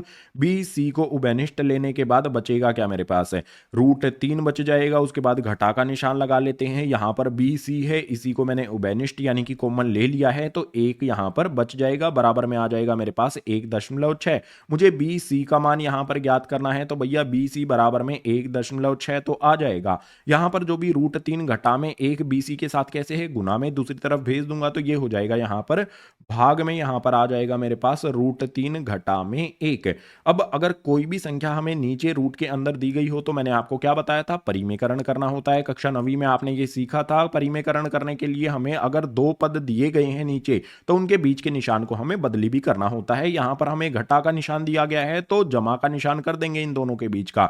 √3 जमा में 1 गुना कर देंगे ऊपर, और इसी तरह से √3 जमा में 1 नीचे भी गुना कर दिया जाएगा। तो भैया बी सी यहां पर हमारे पास ऐसा का ऐसा आ जाएगा। बराबर का निशान लगा करके यहां पर 1.6 है, इसमें हमें गुना करना है किसको भैया, √3 जमा में 1 को यहां पर हमें गुना करना है। देखो 1.6 को √3 जमा में 1 से गुना करने पर हमारे पास ये आ जाएगा। इसके बाद इंपॉर्टेंट बात यहां पर आपको समझनी पड़ेगी। नीचे हमारे पास क्या दिया गया है, a घटा में b और a जमा में b दिया गया है। कक्षा 9वीं में आपने एक फॉर्मूला पढ़ा था, a घटा में b और उसके बाद होता है भैया a जमा में b। इस वाले फॉर्मूले का इस्तेमाल जब करते हैं परिमेयकरण में तो ये क्या होता है, a की पावर 2 घटा में b की पावर 2 के बराबर होता है। तो भैया हमारे पास a का मान √3 है, b का मान हमारे पास 1 है। इसमें नीचे क्या किया जाएगा, हमें कि ये किस रूप में दिए गए हैं, इस रूप में दिए गए हैं, इस रूप में इनको परिवर्तित कर देते हैं। a की पावर 2, यानी कि यहाँ पर जो भी हमारा √3 है उसकी पावर 2 हो जाएगा, घटा में जो भी हमारा 1 है उसकी पावर भी 2 कर देंगे, तो हमारे पास बी सी का मान कितना आ जाएगा 1.6 आ जाएगा। उसके बाद जो भी हमारे पास यहाँ पर ब्रैकेट के अंदर वैल्यूज हैं √3 जमा में 1 वो ऐसी की ऐसी रहेंगी। और नीचे वाली संख्याओं की अगर हम बात करते हैं तो देखो स्क्वायर से रूट कट जाएगा तो हमारा यहाँ पर 3 बचेगा, भैया 3 लिख लेते हैं। उसके बाद घटा का हमारे पास 1 की पावर 2 करने पर हमारा 1 ही रहेगा। इसके बाद बराबर का निशान यहाँ पर लगा लेते हैं, इसी के सामने इसका हल प्राप्त करते हैं तो 1.6 आ जाएगा हमारे पास। ब्रैकेट के अंदर हमारे पास √3 जमा में 1 आएगा। उसके बाद ब्रैकेट बंद करेंगे, नीचे वाली संख्या क्या हो जाएगी हमारी 3 में से 1 को घटाने पर हमें यहां पर मिल जाएगा 2। अब इस 2 से क्या मैं 1.6 को काट सकता हूं? बिल्कुल काट सकते हैं भाई। 2 से 1.6 को काटेंगे तो 0.8 मुझे मिल जाएगा। तो जो भी यहां पर हमें ज्ञात करना था, जो भी हमें बी सी की ज्ञात करना था, बी सी की ऊंचाई ज्ञात करनी थी, ठीक है, बी सी का मान यहां पर कितना मिलेगा भैया 0.8, और ये वाला ब्रैकेट हमारा ऐसा का ऐसा यहां पर आ जाएगा। तो यहां पर फाइनल उत्तर हमारा आ जाएगा 0.8 और रूट के अंदर आ जाएगा हमारे पास √3 जमा में 1। ये हो जाएगा हमारा यहाँ पर फाइनल उत्तर, यानी कि जो भी पेडिस्टल हमारा यहाँ पर बी सी है इसकी ऊंचाई कितनी हो जाएगी ये हमने ज्ञात कर ली है। और ये किस में होगी भैया? मीटर में। क्वेश्चन नंबर 8 का उत्तर आ गया।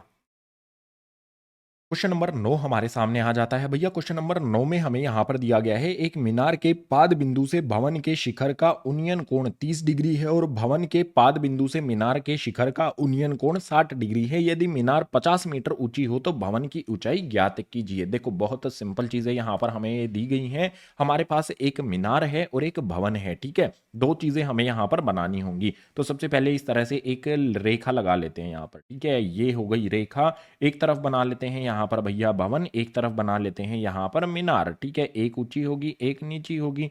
इस तरह से हमारी ये दो चीजें हमने यहाँ पर बना ली हैं। मान लेते हैं इस तरफ हमारी ये मीनार है, मीनार जो है उसकी ऊंचाई कितनी दी गई है 50 मीटर है। तो भैया ये हो जाएगी हमारे यहाँ पर 50, ठीक है।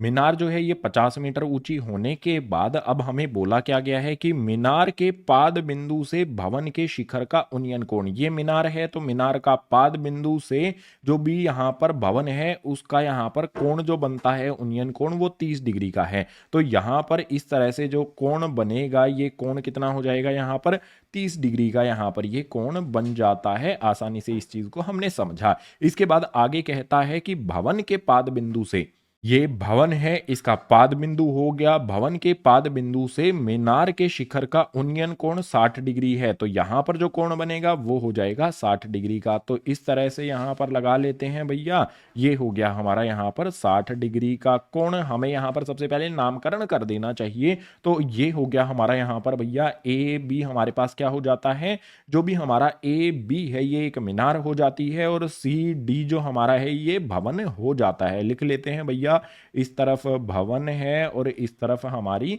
मीनार है। हमें ज्ञात करनी है भवन की ऊंचाई, तो सी डी हमें बेसिकली ज्ञात करना है। तो सबसे पहले क्या किया जाएगा, जो भी हमारा त्रिभुज ए बी सी है इसका इस्तेमाल करके हमें यहां पर लंब दिया गया है, आधार ज्ञात कर लेंगे। तो सबसे पहले यहीं लिख देते हैं त्रिभुज ए बी सी का यहां पर इस्तेमाल करेंगे। आपको ट्रिक पता है, लाला आया लेकर कच्चे कच्चे आम।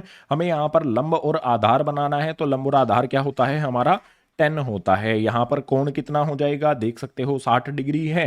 तो भैया 10 60 डिग्री बराबर में लंब कितना है, यहां पर ए बी है और आधार बी सी है। तो इस तरह से मैं लिख सकता हूं भैया ए बी बटे में हो जाएगा यहां पर बी सी। 10 60 डिग्री का मान कितना होता है आप बताओ मुझे। 10 60 डिग्री त्रिकोणमिति सारणी में कितना दिया गया है, आप कहोगे √3 दिया गया है। ए बी का मान यहां पर हमें रखना होगा। ए बी का मान कितना है भाई 50 है। तो 50 बटे में यहां पर आ जाएगा हमारे पास BC। अब यहां पर क्या किया जाए, हम BC का मान ज्ञात कर रहे हैं तो BC को √3 की जगह और √3 को BC की जगह अदला बदली हमें कर देनी है।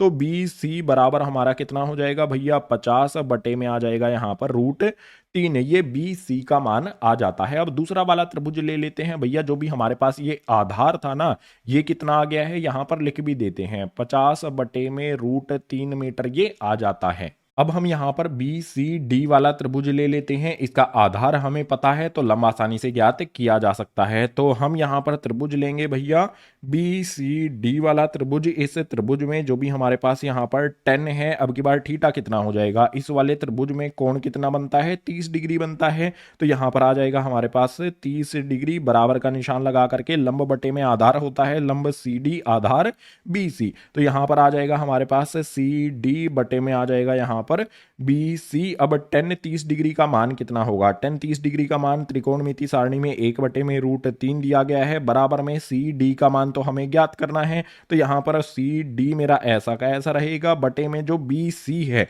भैया, बी सी का मान कितना है 50√3 दिया गया है। तो यहाँ पर मैं लिख लेता हूँ 50 बटे में √3 मैंने लिख लिया। अब इसको आगे हल करना है, हमें इसको सरल करना है, तो उसके लिए आ जाते हैं यहां पर। देखो सबसे आसान तरीका तुम्हें बताता हूं, √3 को इधर सी डी से गुना कर देंगे तो ये हो जाएगा हमारे पास √3। उसके बाद यहां पर आ जाएगा हमारा सी डी, बराबर का निशान लगा लेते हैं। क्रॉस में यहां पर 50√3 को 1 से गुना करेंगे, 50√3 को अगर 1 से गुना करेंगे तो ये हमारा 50√3 ही यहां पर रहेगा। इसके बाद हमें सी डी का मान ज्ञात करना है, तो √3 को दूसरी तरफ भेज देते हैं, इस तरफ हमारा सी डी बचेगा, बराबर में हमारे पास 50 बटे में यहाँ पर आ जाएगा √3 ऐसा का ऐसा। और ये वाला जो √3 गुना में है दूसरी तरफ भेज देंगे तो हो जाएगा ये भी नीचे यहाँ पर, ठीक है, नीचे चला जाएगा। तो √3 को √3 से गुना करेंगे तो कितना निकल कर आएगा, हमारा जो सी डी का मान है वो कितना आ जाएगा भाई 50 आ जाएगा, और √3 को √3 से गुना करने पर हमारे पास 3 आ जाएगा। तो ये हमारा यहाँ पर आ जाता है भैया सी डी का मान। इस मान को हम कुछ इस तरह से भी लिख सकते हैं कि भैया ये हो जाएगा हमारे पास 16 सही 2/3। इस तरह से भी इसको लिखा जा सकता है। आप कहोगे भैया ये आया कैसे है, ठीक है, ये मीटर में होगा, ये भी मीटर में होगा। अगर आपको ये ज्ञात करना है कि ये किस तरह से आया है तो आप क्या कर सकते हो, जो भी 50 है उसको भाग कर सकते हो, ठीक है, उसको आप भाग कर लो भैया 3 से। भाग करने पर क्या मिलेगा, 3 के पहाड़े में देखो 3 एकम 3 आ जाएगा यहाँ पर। उसके बाद यहाँ पर हमारे पास 2 बचेगा, 0 लगा लेंगे, 3 छिके हो जाता है हमारे पास 18। उसके बाद यहाँ पर आ जाएगा हमारा 2। तो जो हमारे पास यहाँ पर शेषफल बचता है, देखो 16 हमारा जो आया है यहाँ पर हमने लिख लिया। उसके बाद जो शेषफल हमारा बचा है वो हमने यहाँ पर लिख दिया, और जिससे हम भाग कर रहे हैं उसको यहाँ पर हमने लिख दिया। तो जो भी हमारा 50/3 मीटर है, इस तरह से भी आप उसको लिख सकते हो, 16 सही 2/3। उत्तर चेक कर सकते हो एनसीईआरटी में, आपको या तो इस तरह से मिल जाएगा या फिर इस तरह से मिल जाएगा। क्वेश्चन नंबर 9 हमने कर लिया है कंप्लीट। क्वेश्चन नंबर 10 आ जाता है। इसकी जो आकृति बना हुआ ना, वहां से ही बहुत कुछ समझने को मिलेगा। अगर आकृति आपने समझ ली तो आसानी से जो भी पूछा गया है उसको ज्ञात किया जा सकता है। सो क्वेश्चन नंबर 10 की बात करते हैं। एक 80 मीटर चौड़ी सड़क के दोनों ओर आमने सामने समान लंबाई वाले 2 खंबे लगे हुए हैं। तो यहां तक हमने इस जो भी यहां तक जानकारी दी गई है ना, उसको हम बना लेते हैं। हमारे पास क्या दिया गया है भैया, एक चौड़ी सड़क दी गई है, ठीक है, ये सड़क हमें यहां पर दी गई है। इस सड़क के दोनों ओर खंबे लगे हुए हैं भैया, एक ये खंबा मैंने लगा दिया, एक ये खंबा लगा दिया। और खंबों के बारे में जानकारी क्या दी गई है, समान लंबाई वाले हैं। जो लंबाई इसकी होगी, मान लेते हैं ये h लंबाई वाला है तो इसकी भी h लंबाई हो जाएगी, दोनों की लंबाई बराबर है। इन दोनों खंभों के बीच सड़क पर एक बिंदु से, ठीक है, अब जो भी 2 खंबे हैं उनके बीच में सड़क पर कोई बिंदु है। खंभों के शिखर का उन्नयन कोण क्रमशः 60 और 30 डिग्री है। मान लेते हैं यहां पर हमारे पास कोई बिंदु है, इस बिंदु को नामकरण कर देंगे, कुछ भी नामकरण बाद में कर देंगे, अभी के लिए मान लेते हैं हमारे पास ये एक बिंदु है, और इस बिंदु से दोनों खंभों पर जो उन्नयन कोण है 60 डिग्री और 30 डिग्री बनता है। तो भैया इस तरफ मैं इस तरह से बना लेता हूं, एक कोण ये बन गया, एक कोण ये बन गया। जो भी हमारा इधर वाला कोण है ये हो जाएगा हमारे पास 60 डिग्री का, और जो इधर वाला कोण है ये हो जाएगा हमारे पास 30 डिग्री का। 2 कोण यहां पर हमारे पास बन जाते हैं। खंभों की ऊंचाई ज्ञात करनी है हमें, खंभों से बिंदु की दूरी भी ज्ञात करनी है। तो यहां पर देखो जो भी हमारे ये खंभे हैं इनकी ऊंचाई ज्ञात करनी है, और इन खंभों से, इस वाले खंभों से इस बिंदु की दूरी और इस वाले खंभे से इस बिंदु की दूरी क्या है ये भी हमें बताना है। अब जो भी चीज़ें हैं उनका नामकरण कर देते हैं भैया। मान लेते हैं हमारा पहला वाला खंबा ए बी है, उसके बाद जो सड़क हमारी है उसकी चौड़ाई बी सी है, और दूसरे वाला खंबा हमारा यहाँ पर डी सी है, और जो भी सड़क पर बिंदु है उसको मान लेते हैं ये ई बिंदु हो जाएगा। ये नामकरण चीज़ें हमने यहाँ पर कर दी हैं। अब हमें कुछ चीज़ें लिखनी पड़ेंगी। तो सबसे पहले यहाँ पर मैं आपके लिए लिख देता हूँ, माना दो खंबे ए बी और डी सी एच ऊंचाई के हैं। ठीक है, ए बी और डी सी, ये ए बी ये डी सी दोनों की ऊंचाई एच दी गई है। इसके अलावा मान लेते हैं डी सी से बिंदु की जो दूरी है वो हमने यहां पर क्या मान ली है भैया, डी सी से बिंदु की दूरी x हमने मान ली है। तो डी सी वाला खंबा ये है, इस बिंदु की दूरी क्या मान ली हमने, ये वाली जो बिंदु की दूरी है इसको हमने x मान लिया। ये हमने x अगर मान लिया है तो सड़क की चौड़ाई कितनी दी गई थी हमें, 80 मीटर दी गई थी। ठीक है, कुल जो चौड़ाई यहां पर सड़क की है वो कितनी दी गई है, 80 मीटर यहां से यहां तक हमें दी गई है। अगर यहां पर मैं ए बी से बिंदु की दूरी ज्ञात करना चाहूं तो वो कैसे मिलेगी मुझे, कुल यहां पर 80 है, अगर 80 में से मैं इसको घटा दूं, x को घटा दूं, तो मेरे पास बीई का मान कितना आ जाएगा, कुल में से मुझे x को घटाना है, यानी कि कुल दूरी है मेरे पास, कुल चौड़ी सड़क है 80, इसमें से घटा दूंगा मैं x को, तो उसके बाद मुझे क्या मिल जाएगा, जो भी बीई है उसका मान यहां पर मुझे मिल जाएगा। ठीक है, तो सिंपल सिंपल चीजें हमारे पास क्या हो गई हैं, अगर ये x होगा तो ये हो जाएगा हमारे पास 80 घटा में x, और बी सी की कुल चौड़ाई जो भी सड़क है उसकी कुल चौड़ाई है 80। अब यहां पर हम कुछ कोण लेने वाले हैं, त्रिभुज लेने वाले हैं। सबसे पहले मैं डी सी ई वाला त्रिभुज ले लूं अगर तो यहां पर मेरे पास क्या होगा, सबसे पहले यहां पर मैं बात करता हूं त्रिभुज डी सी ई की। त्रिभुज डी सी ई में मेरे पास कोण कितने डिग्री का बनता है, 60 डिग्री का बनता है। लंब और आधार की बात मैं करने वाला हूं। लंब और आधार होता है हमारा टेन थीटा, तो यहां पर आ जाएगा मेरे पास भैया 10, और थीटा का मान आपको पता है ना 60 डिग्री यहां पर आ जाएगा। बराबर में जो भी मेरी वैल्यूज हैं वो क्या होंगी, देखो लंब बटे में 10 क्या होता है, लंब बटे में आधार, लंब मेरे पास h है और आधार मेरे पास x है, तो डायरेक्ट वैल्यू पुट कर देते हैं। यहां पर आ जाएगा मेरे पास h, उसके बाद बटे में यहां पर आ जाएगा मेरे पास x। 10 60 डिग्री का मान कितना होता है, आप कहोगे √3 होता है। इसके बाद बराबर का निशान लगा करके हमारे पास h आ जाएगा। x यहां पर कैसे है भैया, ये है भाग में, इस तरफ भेज दूंगा तो हो जाएगा इस √3 के साथ गुना में, तो √3 को थोड़ा सा इस तरफ खिसका के x इसके साथ में यहां पर हो जाएगा भैया गुना में। जो भी हमारा h का मान है वो हमें यहां पर मिल जाता है। आप देख सकते हो h का मान यहां पर हमें कितना मिल गया है, √3x मिल जाता है। ये हमारा पहला समीकरण हमने बना लिया है। अब दूसरा समीकरण बनाने के लिए हम दूसरे वाले त्रिभुज का इस्तेमाल करेंगे, ए बी ई वाले त्रिभुज का यहां पर इस्तेमाल किया जाएगा। तो उसके लिए लिख लेता हूं त्रिभुज ए बी ई में, इस वाले त्रिभुज की अगर मैं बात करता हूं तो इसमें भी हमें क्या करना होगा, लंब बटे में आधार हमें करना होगा। लंब बटे में आधार होता है हमारा 10, तो यहां पर हमारा कोण कितना दिया गया है, इस कोण को आप देख सकते हो ये 30 डिग्री दिया गया है, तो 10 30 डिग्री बराबर में हमारा क्या हो जाएगा भैया, लंब बटे में आधार। तो लंब हमारे पास h है, आधार हमारे पास कितना है 80 घटा में x है, तो यहां पर हमारे पास क्या आ जाएगा, h आ जाएगा, बटे में यहां पर आ जाएगा हमारे पास 80 घटा में x। इसके बाद 10 30 डिग्री का मान कितना होगा, 10 30 डिग्री जो है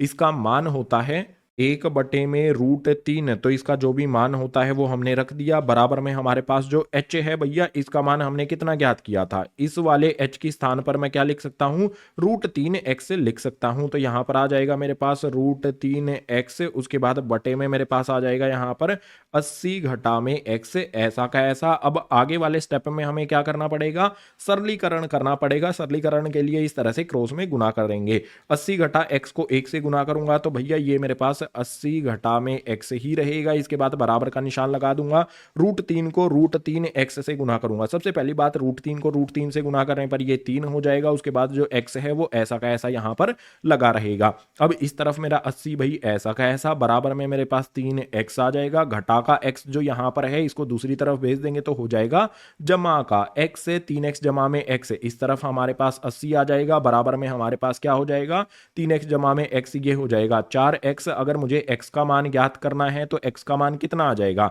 4 यहां पर कैसे है भैया गुना में है, तो इस तरफ मेरे पास 80 आ जाएगा और उसके भाग में आ जाएगा यहां पर 4। 4 से 80 को काट दूंगा, कितने पर कटेगा 20 पर कटेगा। ठीक है, ये 20 पर कटेगा, यानी कि जो भी x है उसका मान आ जाएगा 20 मीटर। अब एक सिंपल चीज यहां पर देखो, जो भी हमारा EC है भैया x है इसका मान आ गया यहां पर 20 मीटर। लिख देता हूं x का मान यहां पर हमारे पास 20 आ जाता है, तो मेरे पास EC ई सी का मान अगर 20 यहाँ पर होगा तो जो भी हमारा यहाँ पर बी से ई है इसका मान क्या हो जाएगा, 80 में से हमें x को घटाना होगा, 80 में से x को घटाएंगे तो बी सी का, ठीक है। यहाँ पर सिंपल सिंपल चीजें मैं लिख देता हूँ। मेरे पास जो भी ई सी है वो x हमारा है, उसका मान आ जाता है भैया 20 मीटर। इसके अलावा मेरे पास जो बी ई है, ठीक है, बी से ई है, उसका मान कितना है भैया, उसका मान आप देख सकते हो 80 घटा में x है, तो मैं यहाँ पर 80 लिख लेता हूँ। उसके बाद जो भी x का मान घटा में 20 है, 80 घटा में x है ना, तो x के स्थान पर मैंने 20 रख दिया, तो 80 में से 20 को घटाऊंगा तो यह आ जाएगा मेरे पास 60 मीटर। यानी कि जो भी बी ई है उसका मान मेरे पास कितना आ जाता है, 60 मीटर आ जाता है। ई सी का मान हमने ज्ञात कर लिया, बी ई का हमने ज्ञात कर लिया। अभी ज्ञात करना बचा क्या है उस पर आ जाते हैं भैया। क्या ज्ञात करना बचा है अभी, जो भी यहाँ पर ऊंचाई है ना दोनों खंभों की, उसको तो हमने अभी तक ज्ञात किया ही नहीं है। खंभों की ऊंचाई भी हमें यहाँ पर ज्ञात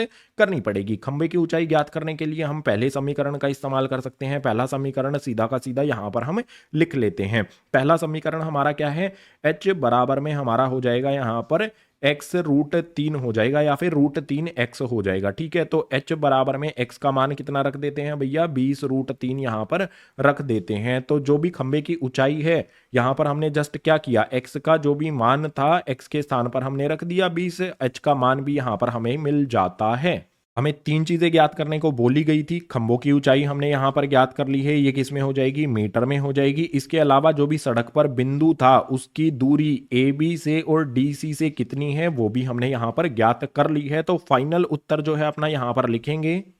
खंभों की ऊंचाई यहां पर हमने ज्ञात की है 20√3 मीटर। एक तो ये उत्तर हो गया। ए बी से बिंदु की दूरी, ये हमारा ए बी है, यहां से बिंदु की दूरी कितनी है, इस वाले ई बिंदु की जो सड़क पर बिंदु बनाया गया है वो बी ई है, और बी ई का मान हमने कितना ज्ञात किया, 60 मीटर। तो ये हो जाएगा यहाँ पर 60 मीटर। इसके बाद जो भी हमारा डी सी है उससे बिंदु की दूरी, डी सी वाला खंभा ये हो गया, इससे बिंदु की दूरी कितनी है, 20 मीटर हमने ये ज्ञात कर ली थी। तो जो भी हमारा क्वेश्चन नंबर 10 यहाँ पर है उसके उत्तर हमने यहाँ पर ज्ञात कर लिए हैं। क्वेश्चन नंबर 10 कंप्लीट हुआ।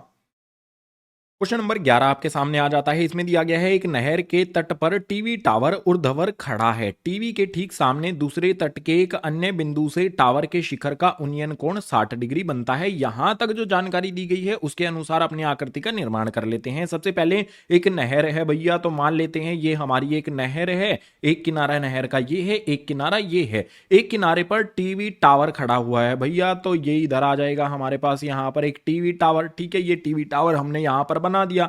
अब जो भी दूसरी नहर जो का जो दूसरा किनारा है उस किनारे से जो भी टावर है उसके शिखर का उन्नयन कोण बनता है 60 डिग्री। यानी कि इस बिंदु से ऐसे जोड़ेंगे तो यहां पर कितने डिग्री का कोण बन जाएगा, 60 डिग्री का कोण बन जाएगा। तो यहां पर इसको इस तरह से जोड़ देते हैं और कोण जो भी हमारा बनता है वो हो जाएगा 60 डिग्री। इसके बाद आगे हमें बोला गया है इसी तट पर इस बिंदु से 20 मीटर दूर जो भी हमारा ये वाला तट है, ठीक है, ये नहर है। नहर के एक तट पर टावर हो गया, दूसरे तट पर हमारा उन्नयन कोण 60 डिग्री का बनता है। जिस तरफ ये कोण बनता है इसी तरफ 20 मीटर दूर, तो हमें क्या करना होगा, इसी रेखा को हमें आगे इस तरह से बढ़ाना होगा, ठीक है। 20 मीटर दूर इस बिंदु को मीनार के पाद से मिलाने वाली रेखा पर स्थित एक अन्य बिंदु है, ठीक है। ये पाद बिंदु है। पाद बिंदु से जो भी आग रेखा इधर आ रही है इस तरफ हमारा एक बिंदु है। टावर के शिखर का उन्नयन कोण 30 डिग्री यहां पर बनता है।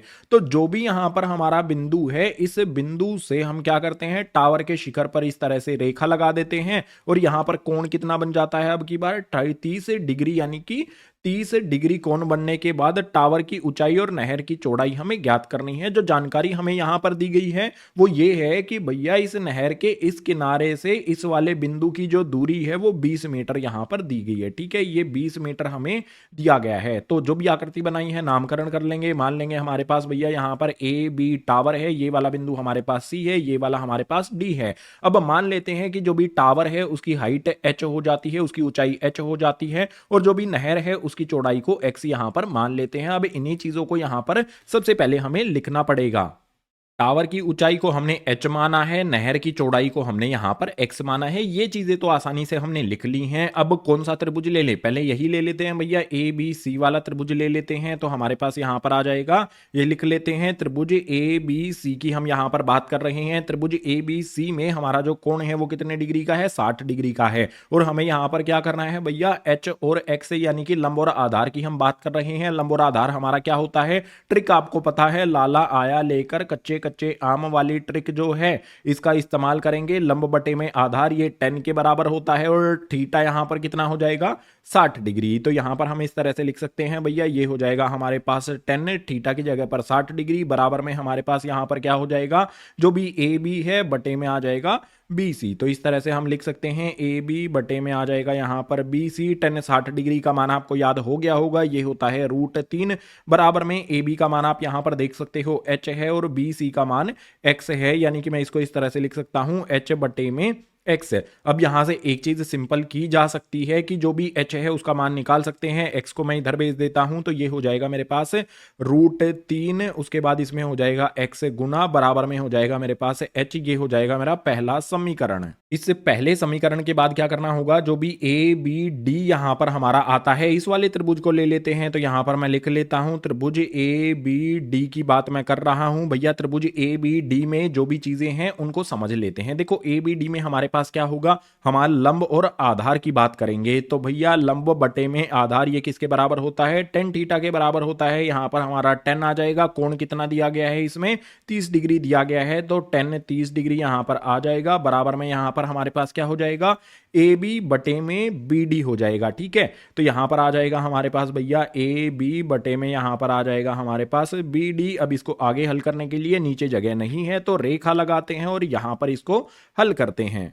आसान तरीका क्या होगा, सबसे पहले हम जो भी tan 30 डिग्री है इसका मान रखेंगे। tan 30 डिग्री का मान होता है 1 बटे में √3। इसके बाद बराबर का निशान यहां पर लगा लेते हैं। जो भी मेरा ए बी है भैया वो क्या होगा, देखो जो भी ए बी है उसका मान यहां पर आप देख सकते हो h है, तो ए बी के स्थान पर मैं h रख देता हूं। उसके बाद नीचे वाली संख्या मेरी क्या है, बी डी है। और बी से डी आप निकालना चाहो तो कैसे निकाल सकते हो भैया, x और 20 मीटर को आपको जोड़ना पड़ेगा। तो h के नीचे बी डी है, बी डी को मैं कैसे लिख सकता हूं, x जमा में 20 यहां पर आ जाएगा। इसके अतिरिक्त एक काम और किया जा सकता है, यहां पर जो भी h है इसका मान हमने यहां पर ज्ञात किया था, इसकी जगह पर रखा जा सकता है। तो आगे वाले भाग में इसको हम रख देंगे। x जमा 20 है, इसको क्रॉस में इस तरह से गुना किया जाएगा। तो x जमा 20 की जगह पर, मतलब x जमा 20 को 1 से गुना करने पर हमारा x जमा में 20 ही रहेगा। उसके बाद जो भी हमारा ये वाला h है भैया, इस वाले h की जगह पर मैं क्या रख दूंगा, h का जो भी मान हमने पहले समीकरण में ज्ञात किया था उसको रख देते हैं। बराबर का निशान लगाएंगे, h के स्थान पर यहां पर आ जाएगा √3x। और इसके अलावा हमें ये वाला √3 कैसे दिया गया है, भाग में इस तरफ लेकर जाएंगे तो हो जाएगा गुना में। तो ये वाला √3 भी यहां पर आ जाएगा हमारे पास गुना में। उसके बाद इसको हल हमें करना है। यहां पर हमारे पास आ जाएगा भैया x जमा में आ जाएगा हमारे पास 20, बराबर का निशान लगा करके √3 को √3 से गुना करेंगे तो ये हो जाएगा हमारे पास यहां पर 3 और x इसमें ऐसा का ऐसा ये वाला x गुना में आ जाएगा। ठीक है, √3 को √3 से गुना करने पर हमारा 3 आ जाता है। अब एक सिंपल चीज हमें क्या करनी है, जो भी हमारा इस तरफ 20 है वो उसको ऐसा है कैसा रहने देंगे, बराबर में हमारे पास 3x आ जाएगा। उसके बाद हमारे पास यहां पर क्या है, x है, जमा का है, दूसरी तरफ भेज देंगे हो जाएगा घटा का x है। अब हमारे पास भैया 20 बराबर में 3x में से x को घटाने पर हमें यहां पर कितने की प्राप्ति हो जाएगी भैया, 2x की प्राप्ति हो जाएगी। 2 से अगर हम 20 को काटेंगे तो ये कितने पर कटेगा, 10 पर कटेगा। इस तरफ हमारा 10 आएगा, बराबर में हमारे पास x आएगा। जो भी हमारा x यहां पर आता है उसका मान कितना आ जाता है, 10 हमारे पास आ जाता है। जो भी x है इसका मान तो आ गया x, मतलब 10 आ गया x का मान। इसके अतिरिक्त हमें एक चीज और ज्ञात करनी है, वो दूसरी चीज ज्ञात करनी क्या है, हमें h का मान भी हमें ज्ञात करना है। और h का मान ज्ञात करने के लिए मैं क्या कर सकता हूं, पहले वाले समीकरण का इस्तेमाल कर सकता हूं। यहां पर पहला वाला समीकरण मैं लिख लेता हूं। ये हो जाएगा मेरे पास h बराबर में यहां पर आ जाएगा √3x। पहला समीकरण ऐसा का ऐसा लिखा मैंने, h बराबर में x का मान कितना आया है भैया, 10 आया है। तो यहां पर मैं लिख लेता हूं 10 और जो भी √3 है वो इसमें गुना हो जाएगा। ये आ जाएगा हमारा यहां पर मीटर में। तो देखो जो भी हमारा टावर की ऊंचाई थी उसको हमने h माना था, तो यहां पर मैं लिख सकता हूं तो टावर की जो ऊंचाई है उसको हमने h माना था, ठीक है। तो टावर की ऊंचाई इसको हमने क्या माना था, h माना था, और इसका मान यहां पर हमने कितना ज्ञात कर लिया है, 10√3 मीटर। तो इसके सामने यहां पर लिख लेते हैं 10√3 मीटर। और जो भी नहर थी भैया, नहर की चौड़ाई जो थी उसको भी हमने क्या माना था, जो भी नहर की चौड़ाई है उसको भी हमने x माना था। शुरू में आप यहां पर देख सकते हो x हमने माना था, और इसका मान कितना आ गया है, 10 मीटर यहां पर आ जाता है। तो जो भी हमारा ये क्वेश्चन है, क्वेश्चन नंबर 11, दोनों चीजें हमने यहां पर ज्ञात कर ली हैं। ये हो जाएंगे उत्तर, क्वेश्चन नंबर 11 कंप्लीट। क्वेश्चन नंबर 12 के लिए चलेंगे अगले पेज पर। क्वेश्चन नंबर 12 हमारे सामने आ जाता है। काफी इंपॉर्टेंट क्वेश्चन है, कई बार परीक्षाओं में ये आया हुआ है, तो इसको ध्यान से समझ लेना। इसमें दिया गया है 7 मीटर ऊंचे भवन के शिखर से केबल टावर के शिखर का उन्नयन कोण 60 डिग्री है। सिर्फ यहां तक क्वेश्चन को समझते हैं और आकृति का निर्माण करते हैं। हमें बोला गया है कि एक भवन है जिसकी ऊंचाई है 7 मीटर, उसके शिखर से केबल टावर के शिखर का उन्नयन कोण बनता है। भाई, केबल टावर के शिखर पर उन्नयन कोण बन रहा है भवन के शिखर से 60 डिग्री, यानी कि भवन की हाइट कम होगी। तो यहां पर हमारे पास क्या हो जाएगा, एक केबल टावर बना लेते हैं एक तरफ, और एक तरफ बना लेते हैं यहां पर भैया हम एक भवन। ठीक है, ये हमने जो भवन बनाया है इसकी ऊंचाई कितनी दी गई है, भवन हमारा ये वाला है, इसकी ऊंचाई दी गई है 7 मीटर। तो यहां पर मैंने 7 लिख दिया, इसकी ये ऊंचाई हो जाती है। अब यहां पर जो हमारा ये टीवी टावर है, ठीक है, ये टीवी टावर हमारा दिया गया है, तो मैं क्या कर सकता हूं, देखो अब हमें जो जानकारी दी गई है वो ये है कि 60 डिग्री कोण बनता है भवन के शिखर से केबल टावर के शिखर, यानी कि ऊपर वाले बिंदु से। तो देखो, ये है भवन का शिखर, ये है केबल टावर का शिखर, तो ये वाला कोण बनेगा हमारा। अब यहां कोण बनने के लिए हमें क्षैतिज रेखा की जरूरत होगी, तो एक क्षैतिज रेखा हमें यहां पर इस बिंदु से बनानी पड़ेगी। पीले रंग वाली क्षैतिज रेखा मैंने यहां पर बना दी है। अब यहां पर दोनों के शिखर जो हैं उनको जोड़ देंगे, कोण कितना बनेगा यहां पर, 60 डिग्री का बन जाएगा। इसके बाद आगे समझो, इसके पाद का अवनमन कोण 45 डिग्री है।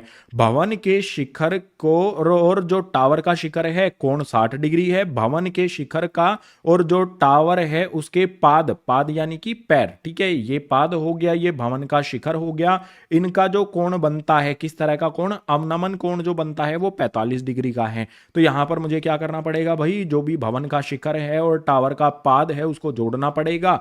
जो भी अवनमन कोण है वो क्षैतिज से नीचे की तरफ बनता है, ये क्षैतिज रेखा हमारी है, इससे नीचे की तरफ यहां पर जो कोण है वो बन जाएगा 45 डिग्री। और मैंने आपको बताया था जो भी हमारी क्षैतिज रेखाएं वे एक दूसरे के समांतर होती हैं, तो इधर जो कोण बनेगा वही कोण इधर बनता है, एकांतर अंतः कोण ये होते हैं। तो ये हो जाएगा हमारे पास 45 डिग्री। इतनी जानकारी आपको मिल गई। नामकरण भी हमें यहां पर करना होगा, तो नामकरण में यहां पर सबसे पहले मैं मान लेता हूं भवन मेरा यहां पर ए बी होगा, उसके बाद सी डी मेरा हो जाएगा यहां पर टावर, और ई बिंदु इस वाले को मान लेते हैं।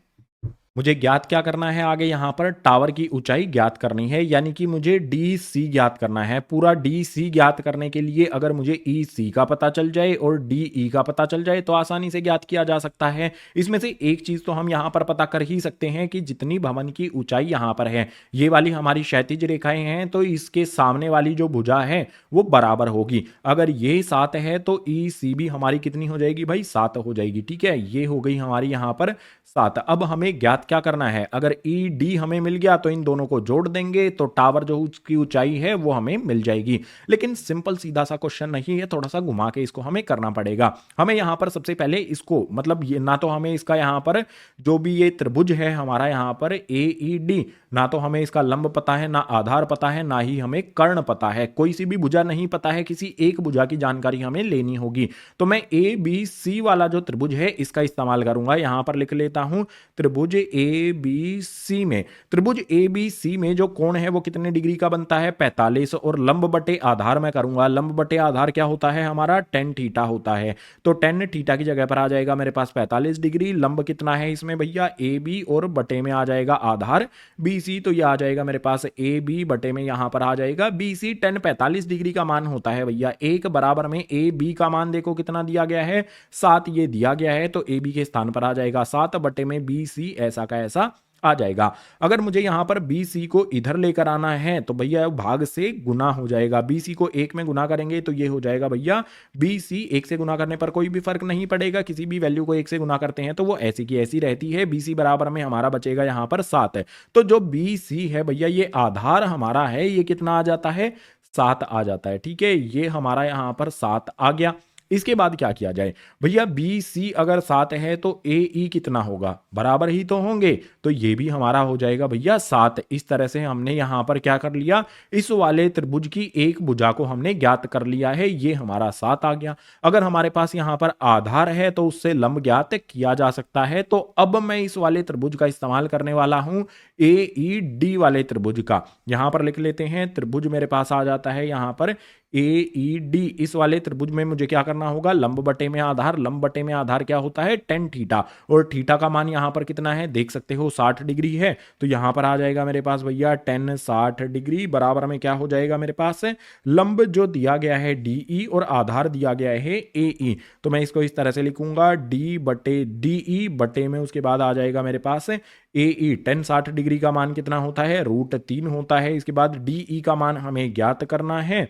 इसके बाद नीचे हमारे पास ए ई का मान कितना दिया गया है, देखो ये है ए ई, इसका मान यहां पर आ जाता है 7। तो यहां पर आ जाएगा 7। अब इसको आगे हल करने के लिए आगे यहां पर आ जाते हैं। हल करना बहुत आसान होगा, देखो 7 को इधर √3 से गुना कर देंगे तो ये हो जाएगा मेरे पास 7√3 बराबर में मेरे पास बचेगा सिर्फ डी ई, यानी कि डी ई का मान यहां पर हमें मिल जाता है, आसानी से मिल गया हमें 7√3। ये हमारा डी ई है, आकृति में अगर हम देखते हैं इसका मान हमें मिल जाता है 7√3। हमें ज्ञात क्या करना था, टावर की ऊंचाई ज्ञात करनी थी। हमारा सी डी टावर है, और अगर मुझे सी डी ज्ञात करना है तो सी डी बनता कैसे है, दो भुजाओं को जोड़ने पर मिलता है, सी ई और डी ई को जोड़ने पर मिलता है। तो सी डी बराबर में मैं इस तरह से लिख सकता हूं, सी ई जमा में हो जाएगा यहां पर डी ई। इन दोनों को जोड़ेंगे तो हमें यहां पर सी डी की प्राप्ति हो जाएगी। तो सी डी बराबर में सी ई का मान कितना है भैया 7 है, डी ई का मान कितना है 7√3 यहां पर हमने ज्ञात किया था। अब इन दोनों को हमें जोड़ना है, और जोड़ने के लिए हमारे पास क्या है भाई, 7 जमा में 7√3, दोनों में हमारे पास 7 उभयनिष्ठ यानी कि कॉमन आता है। तो 7 यहां पर कॉमन लेने के बाद 7 एकम 7, उसके बाद √3 यहां पर बच जाएगा। यानी कि जो भी हमारा ये टावर है, केबल टावर है, इसकी ऊंचाई कितनी हो जाएगी, 7 गुना में 1 जमा √3 मीटर हो जाएगी। ठीक है, फाइनल लाइन यहां पर लिख देंगे, केबल टावर की ऊंचाई जो भी हमने ये ज्ञात की है यही लिख देंगे यहां पर, 7 गुना में यहां पर आ जाएगा हमारे पास 1√3 मीटर। ये हो जाएगा हमारे क्वेश्चन नंबर 12 का उत्तर। क्वेश्चन नंबर 12 कंप्लीट हुआ। क्वेश्चन नंबर 13 आ जाता है भाई, 5 नंबर में इस तरह का क्वेश्चन पूछा गया है, कई बार लाइट हाउस वाला क्वेश्चन। ठीक है, तो यहां पर दिया गया है, समुद्र तल से 75 मीटर ऊंचे लाइट हाउस के शिखर से देखने पर दो समुद्री जहाजों का अवनमन कोण 30 डिग्री 45 डिग्री है। ध्यान से समझना, यहां पर सिर्फ यहां तक जो क्वेश्चन दिया गया है इसकी आकृति भी बना लेते हैं समझकर। समुद्र तल से एक टावर है, लाइट हाउस है, ठीक है, ये लाइट हाउस हमने मान लिया है, और इस लाइट हाउस की ऊंचाई कितनी दी गई है, 75 मीटर यहां पर हमें दी गई है। तो ये हो गया 75 मीटर ऊंचाई वाला हमारा लाइट हाउस यहां पर आ जाता है। अब इस लाइट हाउस से शिखर से दो समुद्री जहाजों का अवनमन कोण बनता है 30 और 45। तो सबसे पहले यहां पर हम क्या करेंगे, एक क्षैतिज रेखा ड्रॉ कर लेंगे, यहां पर भी और ऊपर की तरफ भी हमें एक क्षैतिज रेखा ड्रॉ करनी पड़ेगी, क्योंकि भैया अवनमन कोण जब बनता है तो हमें जहां पर भी कोण बनता है वहां पर क्षैतिज रेखा की आवश्यकता पड़ती है। अवनमन कोण कितना बनता है, 30 डिग्री और 45 डिग्री। कहां से बनता है, शिखर से बनता है। तो ये लाइट हाउस का जो शिखर है यहां से अवनमन कोण 30 डिग्री बनेगा। ठीक है, ये वाला यहां पर कितना बना है, 30 डिग्री का अवनमन कोण बन जाता है। अब आपको पता है ना, ये क्षैतिज रेखा ये क्षैतिज रेखा समांतर होती हैं, ये तिर्यक रेखा हो गई, ये 30 डिग्री है, तो यहां पर भी कोण हमारा कितना हो जाएगा, 30 डिग्री का बन जाएगा। ये जानकारी आपको होनी चाहिए, आगे एक परिचय में सारी चीजें मैंने इस तरह से आपको बता दी हैं। दूसरी चीज कहता है भाई, दूसरे जहाज का 45 डिग्री बनता है अवनमन कोण। तो भैया 45 डिग्री मान लेते हैं, इस तरह से हमारी ये रेखा आएगी। ठीक है, इस तरह से ये रेखा आएगी, दूसरा जहाज जो है उस पर जो ये कोण बनेगा, पीले वाला कोण बनाते हैं अब की बार, चलो ये वाला जो कोण हमारा बनेगा ये कितना हो जाएगा, ये 45 डिग्री बनता है। अब यहां पर एक चीज समझो, ये जो हमारी रेखाएं हैं ये क्या है, समांतर हैं, ये तिर्यक रेखा, इधर 45 बनेगा तो इधर भी कितना बनेगा, 45 ही बनेगा। तो यहां पर भी हमारे पास आ जाएगा 45 डिग्री। जो भी हमारे दो जहाज हैं उनकी पोजीशन क्या है, मान लेते हैं ये हमारा ए बिंदु है, ये हमारा बी बिंदु है। टावर के शिखर से सी बिंदु हमारा ये वाला हो जाता है, और डी बिंदु हमारा ये हो जाता है। सी और डी पर हमारे क्या है भैया, जहाज हैं दोनों के दोनों। आगे कहता है लाइट हाउस के एक ही और एक जहाज दूसरे जहाज के ठीक पीछे हो। अच्छा, जो भी लाइट हाउस है ना, ये एक ही साइड में है। दोनों जहाज, सी बिंदु वाला जहाज भी इसी तरफ है और डी बिंदु वाला जहाज भी इसी तरफ है। इसके बाद कहता है तो दो जहाजों के बीच की दूरी ज्ञात कीजिए। हमें जो दोनों जहाज हैं सी बिंदु पर और डी बिंदु पर, इन दोनों के बीच की दूरी यानी कि सी डी को हमें यहां पर ज्ञात करना है। तो मान लेंगे सी डी हमारा क्या है, ये एक्स है। इस एक्स का मान ही हमें यहां पर ज्ञात करना है। सबसे पहले हमें जरूरत होगी ए बी सी वाले त्रिभुज की। तो ए बी सी त्रिभुज का यहां पर इस्तेमाल करेंगे। सबसे पहले यहां पर मैं लिख लेता हूं, त्रिभुज मेरे पास आ जाता है ए बी सी। त्रिभुज ए बी सी में हम यहां पर क्या करने वाले हैं, लंब बटे में आधार करेंगे। लंब ए बी आधार हो जाएगा मेरे पास बी सी, और यहां पर लंब बटे आधार किसके बराबर हो जाता है भैया, टेन थीटा के बराबर हो जाता है। थीटा यहां पर देख सकते हो आप 45 डिग्री दिया गया है, तो ये हो जाएगा 45 डिग्री बटे में लंब मेरे पास भैया ए बी है और जो भी आधार है वो बी सी है। इसके बाद जो भी यहां पर मेरा 40 की बजाय मुझे क्या करना है, 45 डिग्री लिखना है। 45 डिग्री का मान होता है 1 बराबर में ए बी का मान कितना दिया गया है, देख सकते हो यहां पर ए बी का मान है 75, तो यहां पर आ जाएगा मेरे पास 75 और उसके बाद बटे में यहां पर आ जाएगा मेरे पास बी सी का मान ज्ञात कर लेंगे। यहां से बी सी को 1 से गुना करेंगे इधर, तो ये हो जाएगा मेरे पास बी सी बराबर में 75 मीटर। बी सी का जो मान है वो कितना निकल कर आ जाता है, ये वाला जो मान है बी सी का, ये 75 यहां पर हमें मिल जाता है। तो ये 75 हो गया। इसके बाद हम क्या करेंगे भैया, जो भी ए बी डी है इसका मान, इस वाले त्रिभुज का इस्तेमाल करेंगे। यहां पर मैं लिखता हूं उसके लिए त्रिभुज ए बी डी की मैं बात करता हूं। त्रिभुज ए बी डी में मैं क्या करूंगा, फिर से लंब बटे में आधार करूंगा। तो ये हो जाएगा भैया ए बी और आधार हो जाएगा यहां पर अब की बार बी डी। तो और यहां पर हमारा जो कोण है वो कितने डिग्री का बनता है, 30 डिग्री का बनता है। लंब बटे आधार क्या होता है भैया, टेन थीटा होता है। तो टेन थीटा यानी कि 30 डिग्री हो जाएगा, बराबर में लंब कितना होगा मेरा भैया, ये हो जाएगा मेरे पास ए बी बटे में आ जाएगा यहां पर बी डी। अब 30 डिग्री का मान कितना होता है, 30 डिग्री का मान मैंने आपको कई बार बता दिया है अब तक, 1 बटे में √3 होता है। इसके बाद बराबर में मेरे पास यहां पर क्या आता है भैया, ए बी और बी डी आता है। ए बी का मान देखो यहां पर कितना है भैया, 75 है। तो ए बी का मान यहां पर मैं 75 रख देता हूं। और जो भी मेरा बी डी है, आकृति में अगर इसको हम देखेंगे, बी से डी की दूरी है, उसको मैं कैसे लिख सकता हूं, x जमा में 75 लिख सकता हूं ना। तो मैं इसको इस तरह से लिख सकता हूं भैया, x जमा में ये हो जाएगा मेरे पास 75। ठीक है, अब इसको आगे हल करने के लिए यहां पर आ जाते हैं भैया, नीचे जगह बची नहीं है। हम क्या करेंगे, x जमा में 75 है, क्रॉस में इसको गुना करना है, तो 1 से ये गुना होगा। x जमा 75 को 1 से गुना करेंगे तो x जमा में 75 ही रहेगा। बराबर का निशान यहां पर लगा लेते हैं। √3 को 75 से गुना करना पड़ेगा, हमें क्रॉस में करना है, तो ये हो जाएगा 75। उसके बाद आ जाएगा मेरे पास √3। हमें ज्ञात क्या करना है एक्चुअल में, दोनों जहाजों के बीच की दूरी, यानी कि जो भी सी और डी हमारे बिंदु हैं इनके बीच की दूरी x हमें ज्ञात करनी है। x का मान हमें ज्ञात करना है, तो x हमारा ऐसा का ऐसा रहेगा। बराबर में हमारे पास आ जाएगा 75 √3। उसके बाद जो भी हमारा ये वाला 75 जमा का है, दूसरी तरफ भेजने पर हो जाएगा घटा का 75। अब x का मान क्या होगा, x बराबर में आप यहां पर देख सकते हो दोनों में 75 आता है, तो मैं 75 को यहां पर उभयनिष्ठ ले लेता हूं। 75 को उभयनिष्ठ लेने के बाद √3 बचेगा, घटा का निशान लगा लेंगे। 75 यहां पर मैंने उभयनिष्ठ ले लिया है और 75 के स्थान पर क्या आएगा, 1 आ जाएगा। अब यहां पर जो भी हमारा मान है x का, वो कितना आ जाएगा, x का मान आ जाएगा भैया 75 गुना में √3 घटा 1 मीटर। यानी कि जो भी हमारे दोनों जहाज, सी बिंदु पर जो जहाज है और डी बिंदु पर जो जहाज है, उनके बीच की दूरी यहां पर हमने ज्ञात कर ली है। फाइनल लाइन यहां पर लिख देंगे।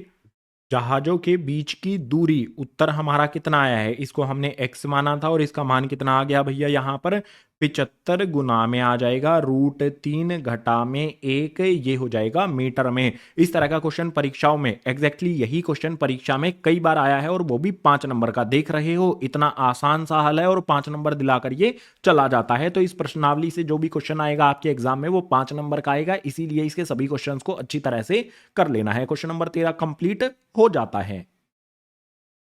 क्वेश्चन नंबर 14 हमारे सामने आ जाता है। इसमें दिया गया है 1.2 मीटर लंबी एक लड़की है, ओके, भूमि से 28.2 मीटर की ऊंचाई पर एक क्षैतिज रेखा में हवा में उड़ रहे गुब्बारे को देखती है। तो भैया एक लड़की है, एक गुब्बारा है जो 88.2 मीटर की ऊंचाई पर उड़ रहा है, और इसकी ऊंचाई कहां पर है?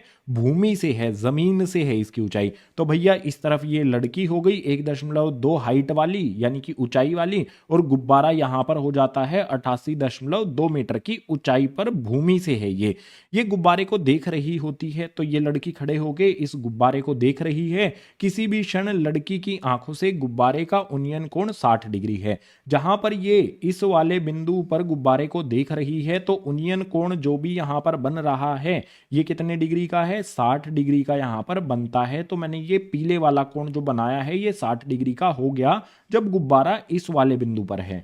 आगे कहता है कुछ समय बाद उन्नयन कोण घटकर 30 डिग्री हो जाता है। भैया गुब्बारा जो है ना वो आगे चला जाता है थोड़ा सा, और जो कोण है ना वो कम होता होता कितने डिग्री का हो जाता है? सिर्फ इतना कोण बच जाता है। गुब्बारे का जो कोण है वो कितना हो जाता है? अब 30 डिग्री हो जाता है। इस अंतराल के दौरान गुब्बारे द्वारा तय की गई दूरी हमें ज्ञात करनी है। तो गुब्बारा यहां से यहां चला गया, इसी दूरी को हमें यहां पर ज्ञात करना है। चलो फटाफट क्या करते हैं, सबसे पहले हमारा काम क्या होगा, जो भी हमारा ये डायग्राम किताब में भी दिया गया है इसका क्या करना होगा, हमें नामकरण कर लेते हैं बिंदुओं का।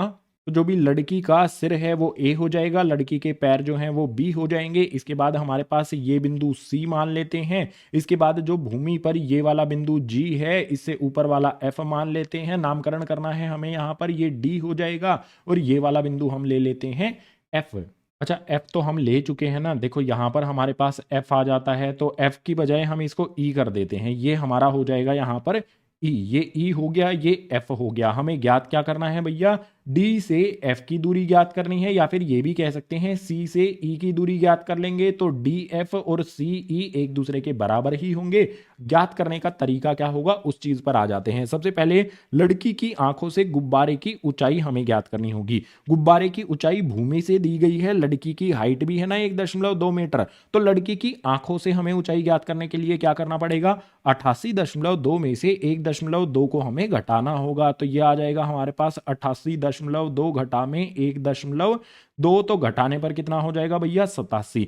ये जो ऊंचाई हो जाएगी गुब्बारे की लड़की की आंखों से, उसकी ऊंचाई कितनी हो जाएगी, ई बिंदु से जो ऊंचाई है लड़की की आंखों से जो ऊंचाई है वो 87 मीटर हो जाएगी। अब यहां पर बात करते हैं, सबसे पहले हम त्रिभुज की। कौन से वाला त्रिभुज लेंगे, ए सी डी वाला लेंगे। तो ए सी डी वाला त्रिभुज आपको दिखाई दे रहा है ना, इसमें कोण कितना बनता है, 60 डिग्री का बनता है। हमें क्या पता है कि भैया जो सी डी है, अगर हमारा एफ ई 87 है तो ये भी कितना हो जाएगा, 87 हो जाएगा। हमें लंब पता है, आधार ज्ञात कर लेते हैं। तो बिल्कुल सिंपल यहां पर लंब बटे आधार करेंगे। लंब बटे आधार क्या हो जाता है, त्रिभुज का नाम कर लिखना होगा सबसे पहले हमें, त्रिभुज ए सी डी। तो ये हो गया हमारा ए सी डी वाला त्रिभुज। इसमें हम करेंगे भैया टेन थीटा, लंब बटे आधार टेन थीटा होता है, कोण बनता है 60 डिग्री का। तो बराबर में हमारे पास लंब कितना हो जाएगा, सी डी हो जाएगा, उसके बाद आधार हमारा ए सी हो जाएगा। तो यहां पर आ जाएगा हमारे पास सी डी बटे में ए सी। टेन 60 डिग्री का मान आपको पता है √3 होता है। उसके बाद बराबर में सी डी का मान कितना होगा, देखो एफ ई का जितना मान है उतना ही सी डी का मान होगा, यानी कि 87 हो जाएगा। यहां पर आ जाएगा हमारे पास 87 बटे में यहां पर आ जाएगा हमारे पास ए सी। अगर हमें ए सी ज्ञात करना है तो जो भी √3 और ए सी की जगह है उसकी अदली बदली हमें कर देनी है। तो यहां पर हमारे पास ए सी बराबर में यहां पर आ जाएगा हमारे पास 87 बटे में √3। अब इसका परिमेयकरण करना है या नहीं करना है ये बाद में डिसाइड करेंगे, थोड़ी सी जगह छोड़ देते हैं। इसके बाद यहाँ पर एक लाइन लगा लेते हैं। इसके बाद आगे हल करने के लिए यहाँ पर एक लाइन लगा लेते हैं। अब की बार क्या करने वाला हूं मैं, त्रिभुज ले लेता हूं ए ई एफ। देखो ए ई एफ वाला त्रिभुज ले लेते हैं और इसमें कोण कितना बनता है, 30 डिग्री। इसमें भी हम क्या करेंगे, लंब बटे में आधार करेंगे। लंब बटे आधार हमारा त्रिभुज लेंगे सबसे पहले, तो त्रिभुज ए ई एफ की बात मैंने की थी, और इस त्रिभुज में लंब बटे आधार करेंगे तो वो होता है टेन थीटा के बराबर। थीटा का मान हो जाएगा यहाँ पर 30 डिग्री। लंब यहाँ पर हमारे पास कितना हो जाएगा, ई एफ बटे में यहां पर हो जाएगा हमारा ए ई। तो यहां पर आ जाएगा हमारे पास भैया ई एफ बटे में यहां पर आ जाएगा मेरे पास ए 10 30 डिग्री का मान कितना होता है, 1/√3 होता है। बराबर का निशान लगा करके यहाँ पर ई एफ का मान कितना हो जाएगा, देख सकते हो 87 आप डायग्राम में लिखा हुआ है। तो 87 बटे में यहाँ पर आ जाएगा मेरे पास ए ई। अब सिंपल काम क्या होगा, ए ई को इधर 1 में गुना कर देंगे तो ये हो जाएगा मेरे पास भैया, क्रॉस में मल्टीप्लाई करना है बेसिकली। ए ई को 1 में गुना करने से ए ई और 87 को √3 में गुना करने पर 87√3 यहाँ पर आ जाएगा। हमारे पास दो चीजें मिल जाती हैं। कौन कौन सी दो चीजें हैं कि भैया ए से सी बिंदु की जो दूरी है, ए सी जो है वो कितना आ गया, 87/√3।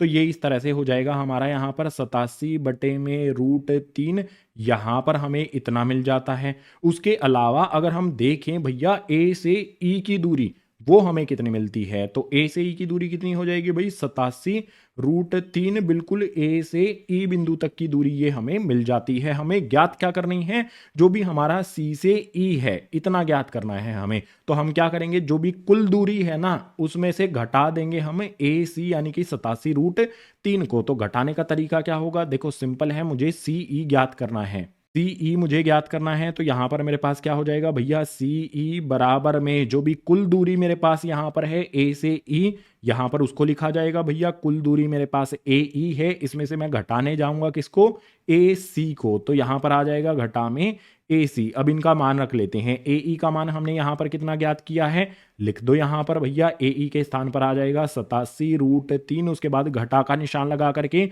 जो भी हमारे पास यहां पर वैल्यू आती है ए सी की, उसको यहां पर हम लिख सकते हैं। तो ए सी की वैल्यू कितनी आ जाएगी भाई, यहां पर 87/√3 यहां पर आ जाएगा। अब इसको हल हमें करना है। हल करने के लिए यहां पर एक लाइन फिर से लगा लेते हैं। हल करने के लिए सिंपल वे में इसको हल किया जाएगा।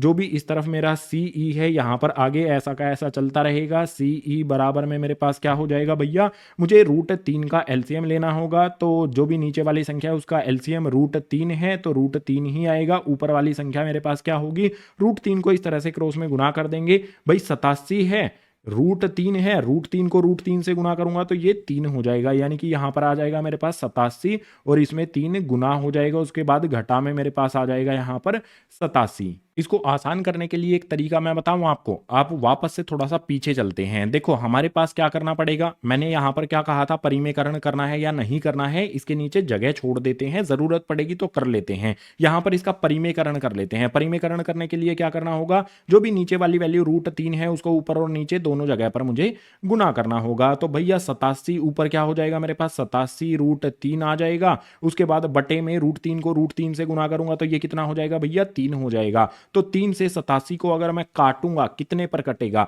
ये कट जाएगा भैया यहां पर 29। ये 87 होता है तो यहां पर आ जाएगा 29, यानी कि जो भी ए सी है उसका मेरा परिमेयकरण करने के बाद कितना आ जाएगा, 29√3 आ जाएगा। अब जो ये मान आया है ना, हम ए सी के स्थान पर यहां पर ये रख देंगे तो आसानी से हल हो जाएगा। ठीक है, तो यहां पर जो मैंने किया है इसको हटा देते हैं, सिंपल वे में रखेंगे इसको। जो भी मेरे पास ए ई का मान था वो यहां पर मैंने रख दिया। ए सी का मान परिमेयकरण करने के बाद कितना आया, 29√3 आ जाता है, तो इसी को यहां पर रख देते हैं। 29√3 आ गया। 87 में से 29√3 को घटाना है भैया। 87 में से 29 को घटाएंगे तो ये आ जाएगा मेरे पास 58√3 मीटर। जो भी हमारे पास यहाँ पर सीई है उसका मान हमने यहाँ पर ज्ञात कर लिया है। सीई यानी कि जो भी हमारा गुब्बारे हैं उनके बीच की दूरी है। तो यहाँ पर फाइनल उत्तर लिख देते हैं। गुब्बारे द्वारा तय की गई दूरी कितनी आ जाती है, 58√3 आ जाती है। तो यहां पर आ जाएगा हमारे पास 58√3 और इसकी यूनिट मीटर भी हमें यहां पर लिख देनी है। क्वेश्चन नंबर 14 हमारा कंप्लीट यहां पर हो जाता है। प्रश्नावली का आखिरी यानी कि क्वेश्चन नंबर 15 आपके सामने है। इसमें दिया गया है एक सीधा राजमार्ग मीनार के पाद तक जाता है। भैया हमारे पास क्या दिया गया है, हमें एक सीधा यहाँ पर राजमार्ग दिया गया है। ठीक है, ये राजमार्ग है और ये कहाँ तक जाता है, मीनार के पैरों तक जाता है। तो मीनार यहाँ पर हमें बना देनी है। मीनार के पैर यहाँ पर हमारे कहाँ पर हो जाएंगे, ये राजमार्ग हो जाएगा, ये मीनार के पैर हो जाएंगे और ये मीनार हो जाएगी। बहुत आसान चीज हो गई ना। अब यहां पर आगे हमें कहता है मीनार के शिखर पर खड़ा एक आदमी। भैया यहां पर कोई आदमी खड़ा हुआ है और ऊपर से वो किसी भी चीज को नीचे की तरफ देखेगा तो अवनमन कोण बनेगा, ये भी आपको ध्यान रखना है। मीनार के शिखर पर खड़ा एक आदमी कार को 30 डिग्री के अवनमन कोण पर देखता है। कार को देखता है। भाई मान लेते हैं कार जो हमारी है वो कहाँ पर है, अभी कार इस वाले बिंदु पर है, और अवनमन कोण कितना बनता है, 30 डिग्री का बनता है। अवनमन कोण जब भी बनेगा तो उसके लिए हमें किस चीज की जरूरत होगी, इस तरह से हमें एक क्षैतिज रेखा की जरूरत होगी। यहां पर हमने ये क्षैतिज रेखा बना ली है। जो भी व्यक्ति यहां पर खड़ा होकर इस कार को देखता है तो यहां पर कार को इस तरह से, ये दृष्टि रेखा भी हमने यहां पर बना ली, कार को देखता है तो यहां पर कोण कितना बनता है, 30 डिग्री का बनता है। जितना कोण यहां पर बनेगा उतना ही यहां पर भी बनता है। कई बार मैंने आपको एक्सप्लेन कर दिया है, तो ये कोण हो जाएगा हमारा 30 डिग्री का। इसके बाद जो कि मीनार के पाद की ओर एक समान चाल से जाता है, जो भी यहां पर कार है वो मीनार की तरफ ही इसी डायरेक्शन में चल रही है, ठीक है। 6 सेकंड बाद कार का अवनमन कोण 60 डिग्री हो गया। भैया यहां पर जब कार थी, 6 सेकंड बाद वो ऊपर खड़ा व्यक्ति फिर से कार को देखता है तो अवनमन कोण जो 30 डिग्री था अब वो 60 डिग्री हो जाता है। तो यहां से इस तरह से हमें एक और रेखा बनानी होगी।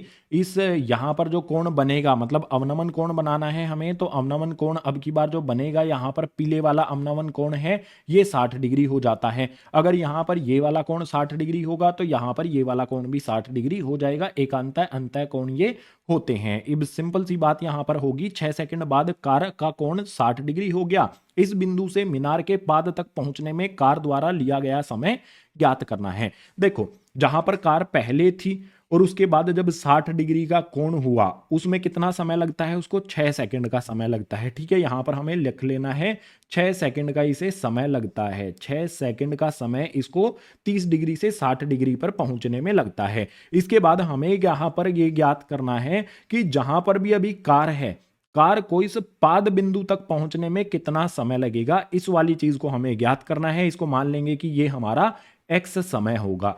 अब जो भी हमारे ये बिंदु है उनका नामकरण भी तो करना होगा, तो मान लेते हैं भैया ये हमारा ऊपर वाला ए बिंदु हो जाएगा, ये बी बिंदु हो जाएगा, ये वाला सी बिंदु हो जाएगा, ये वाला डी बिंदु हो जाएगा। यानी कि एक तरह से हमें क्या ज्ञात करना है, बी सी ज्ञात करना है हमें। और इस बी सी को ज्ञात करने के लिए क्या करना होगा, त्रिभुज ए बी सी की आवश्यकता हमें पड़ने वाली है। हमने आकृति बनाई है तो उससे संबंधित कुछ चीजों को यहां पर लिख देते हैं।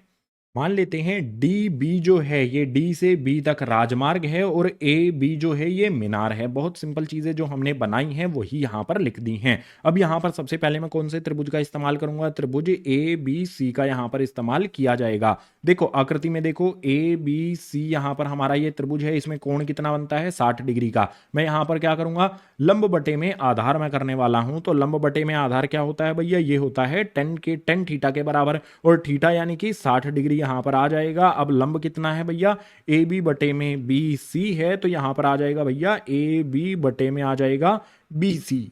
10 60 डिग्री का मान कितना होता है, √3 होता है, बराबर में ए बी का मान आप बताओ मुझे कितना है। ए बी का मान हमें नहीं पता है, ठीक है। जो भी मीनार है उसकी हाइट हमें नहीं पता है, उसकी ऊंचाई नहीं पता है, तो उसको हम एच अपनी तरफ से मान सकते हैं। तो देखो इसमें लंब कितना हो जाएगा एच, और आधार कितना हो जाएगा एक्स हो जाएगा। तो मैं इस तरह से लिख सकता हूं एच बटे में एक्स ये हो जाएगा। अगर मुझे यहां पर h का मान ज्ञात करना हो तो x को मैं इस तरफ भेज दूंगा, तो मेरे पास कितना आ जाएगा, √3x हो जाएगा, बराबर में यहां पर आ जाएगा भैया h। पहला समीकरण बना लिया। इसके बाद जो भी मेरा यहां पर दूसरा वाला त्रिभुज है ए बी डी, इस वाले त्रिभुज का मैं इस्तेमाल करूंगा, और इसमें कोण कितना दिया गया है 30 डिग्री का। इसमें भी मैं क्या करूंगा भैया, लंब बटे में आधार करूंगा। लंब बटे आधार होता है 10 थीटा। तो यहां पर मैं लिख लेता हूं त्रिभुज ए बी डी का इस्तेमाल मैं करने वाला हूं। चलो यहां पर नीचे जगह हमारे पास कम है तो ऊपर कर लेते हैं, ठीक है। यहां पर कर लेते हैं एक लाइन लगा करके, आगे इसका हल यहां पर कर लेते हैं।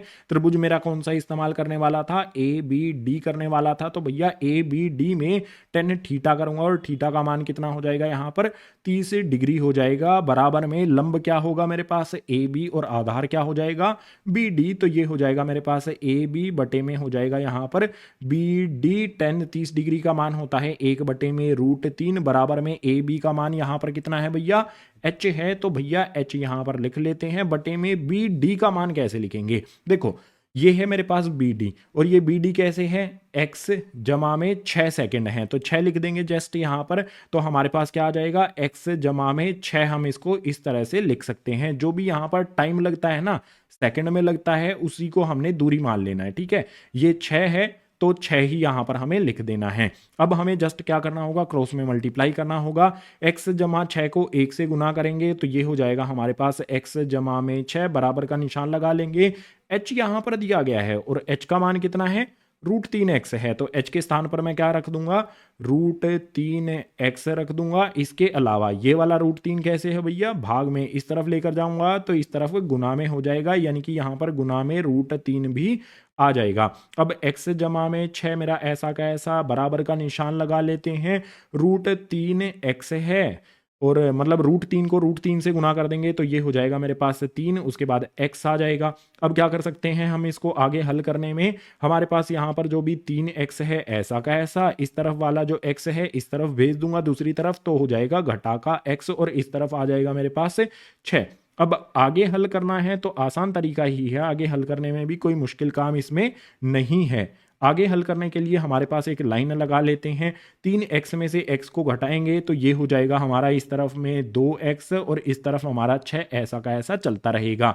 2 से मैं 6 को काटूंगा, कितने पर कटेगा, 3 पर कटेगा। इस तरफ 3 आ गया, बराबर में मेरे पास x आ जाता है। जो भी x है उसका मान कितना आया है, x का मान यहाँ पर आ जाता है भैया, इस वाले x का मान 3। और जो भी ये दूरी है, ठीक है, C से B की दूरी है, ये टाइम है हमारा 6 सेकंड है, तो यहाँ पर भी टाइम आ जाएगा। यानी कि जो भी दूरी है पाद तक पहुंचने की, वो दूरी कितनी, मतलब जो भी दूरी है उसको तय करने में कितना समय लगेगा, 3 सेकंड का समय लगेगा। तो यहां पर लिख देंगे कार को मीनार के पाद तक 3 सेकंड का समय लगेगा। यहां पर जो कार है उसको मीनार के पाद यानी कि पैरों तक पहुंचने में कितना समय लगेगा भाई, 3 सेकंड का समय लगेगा। ये 3 सेकंड ही हमारा हो जाएगा क्वेश्चन नंबर 15 का उत्तर।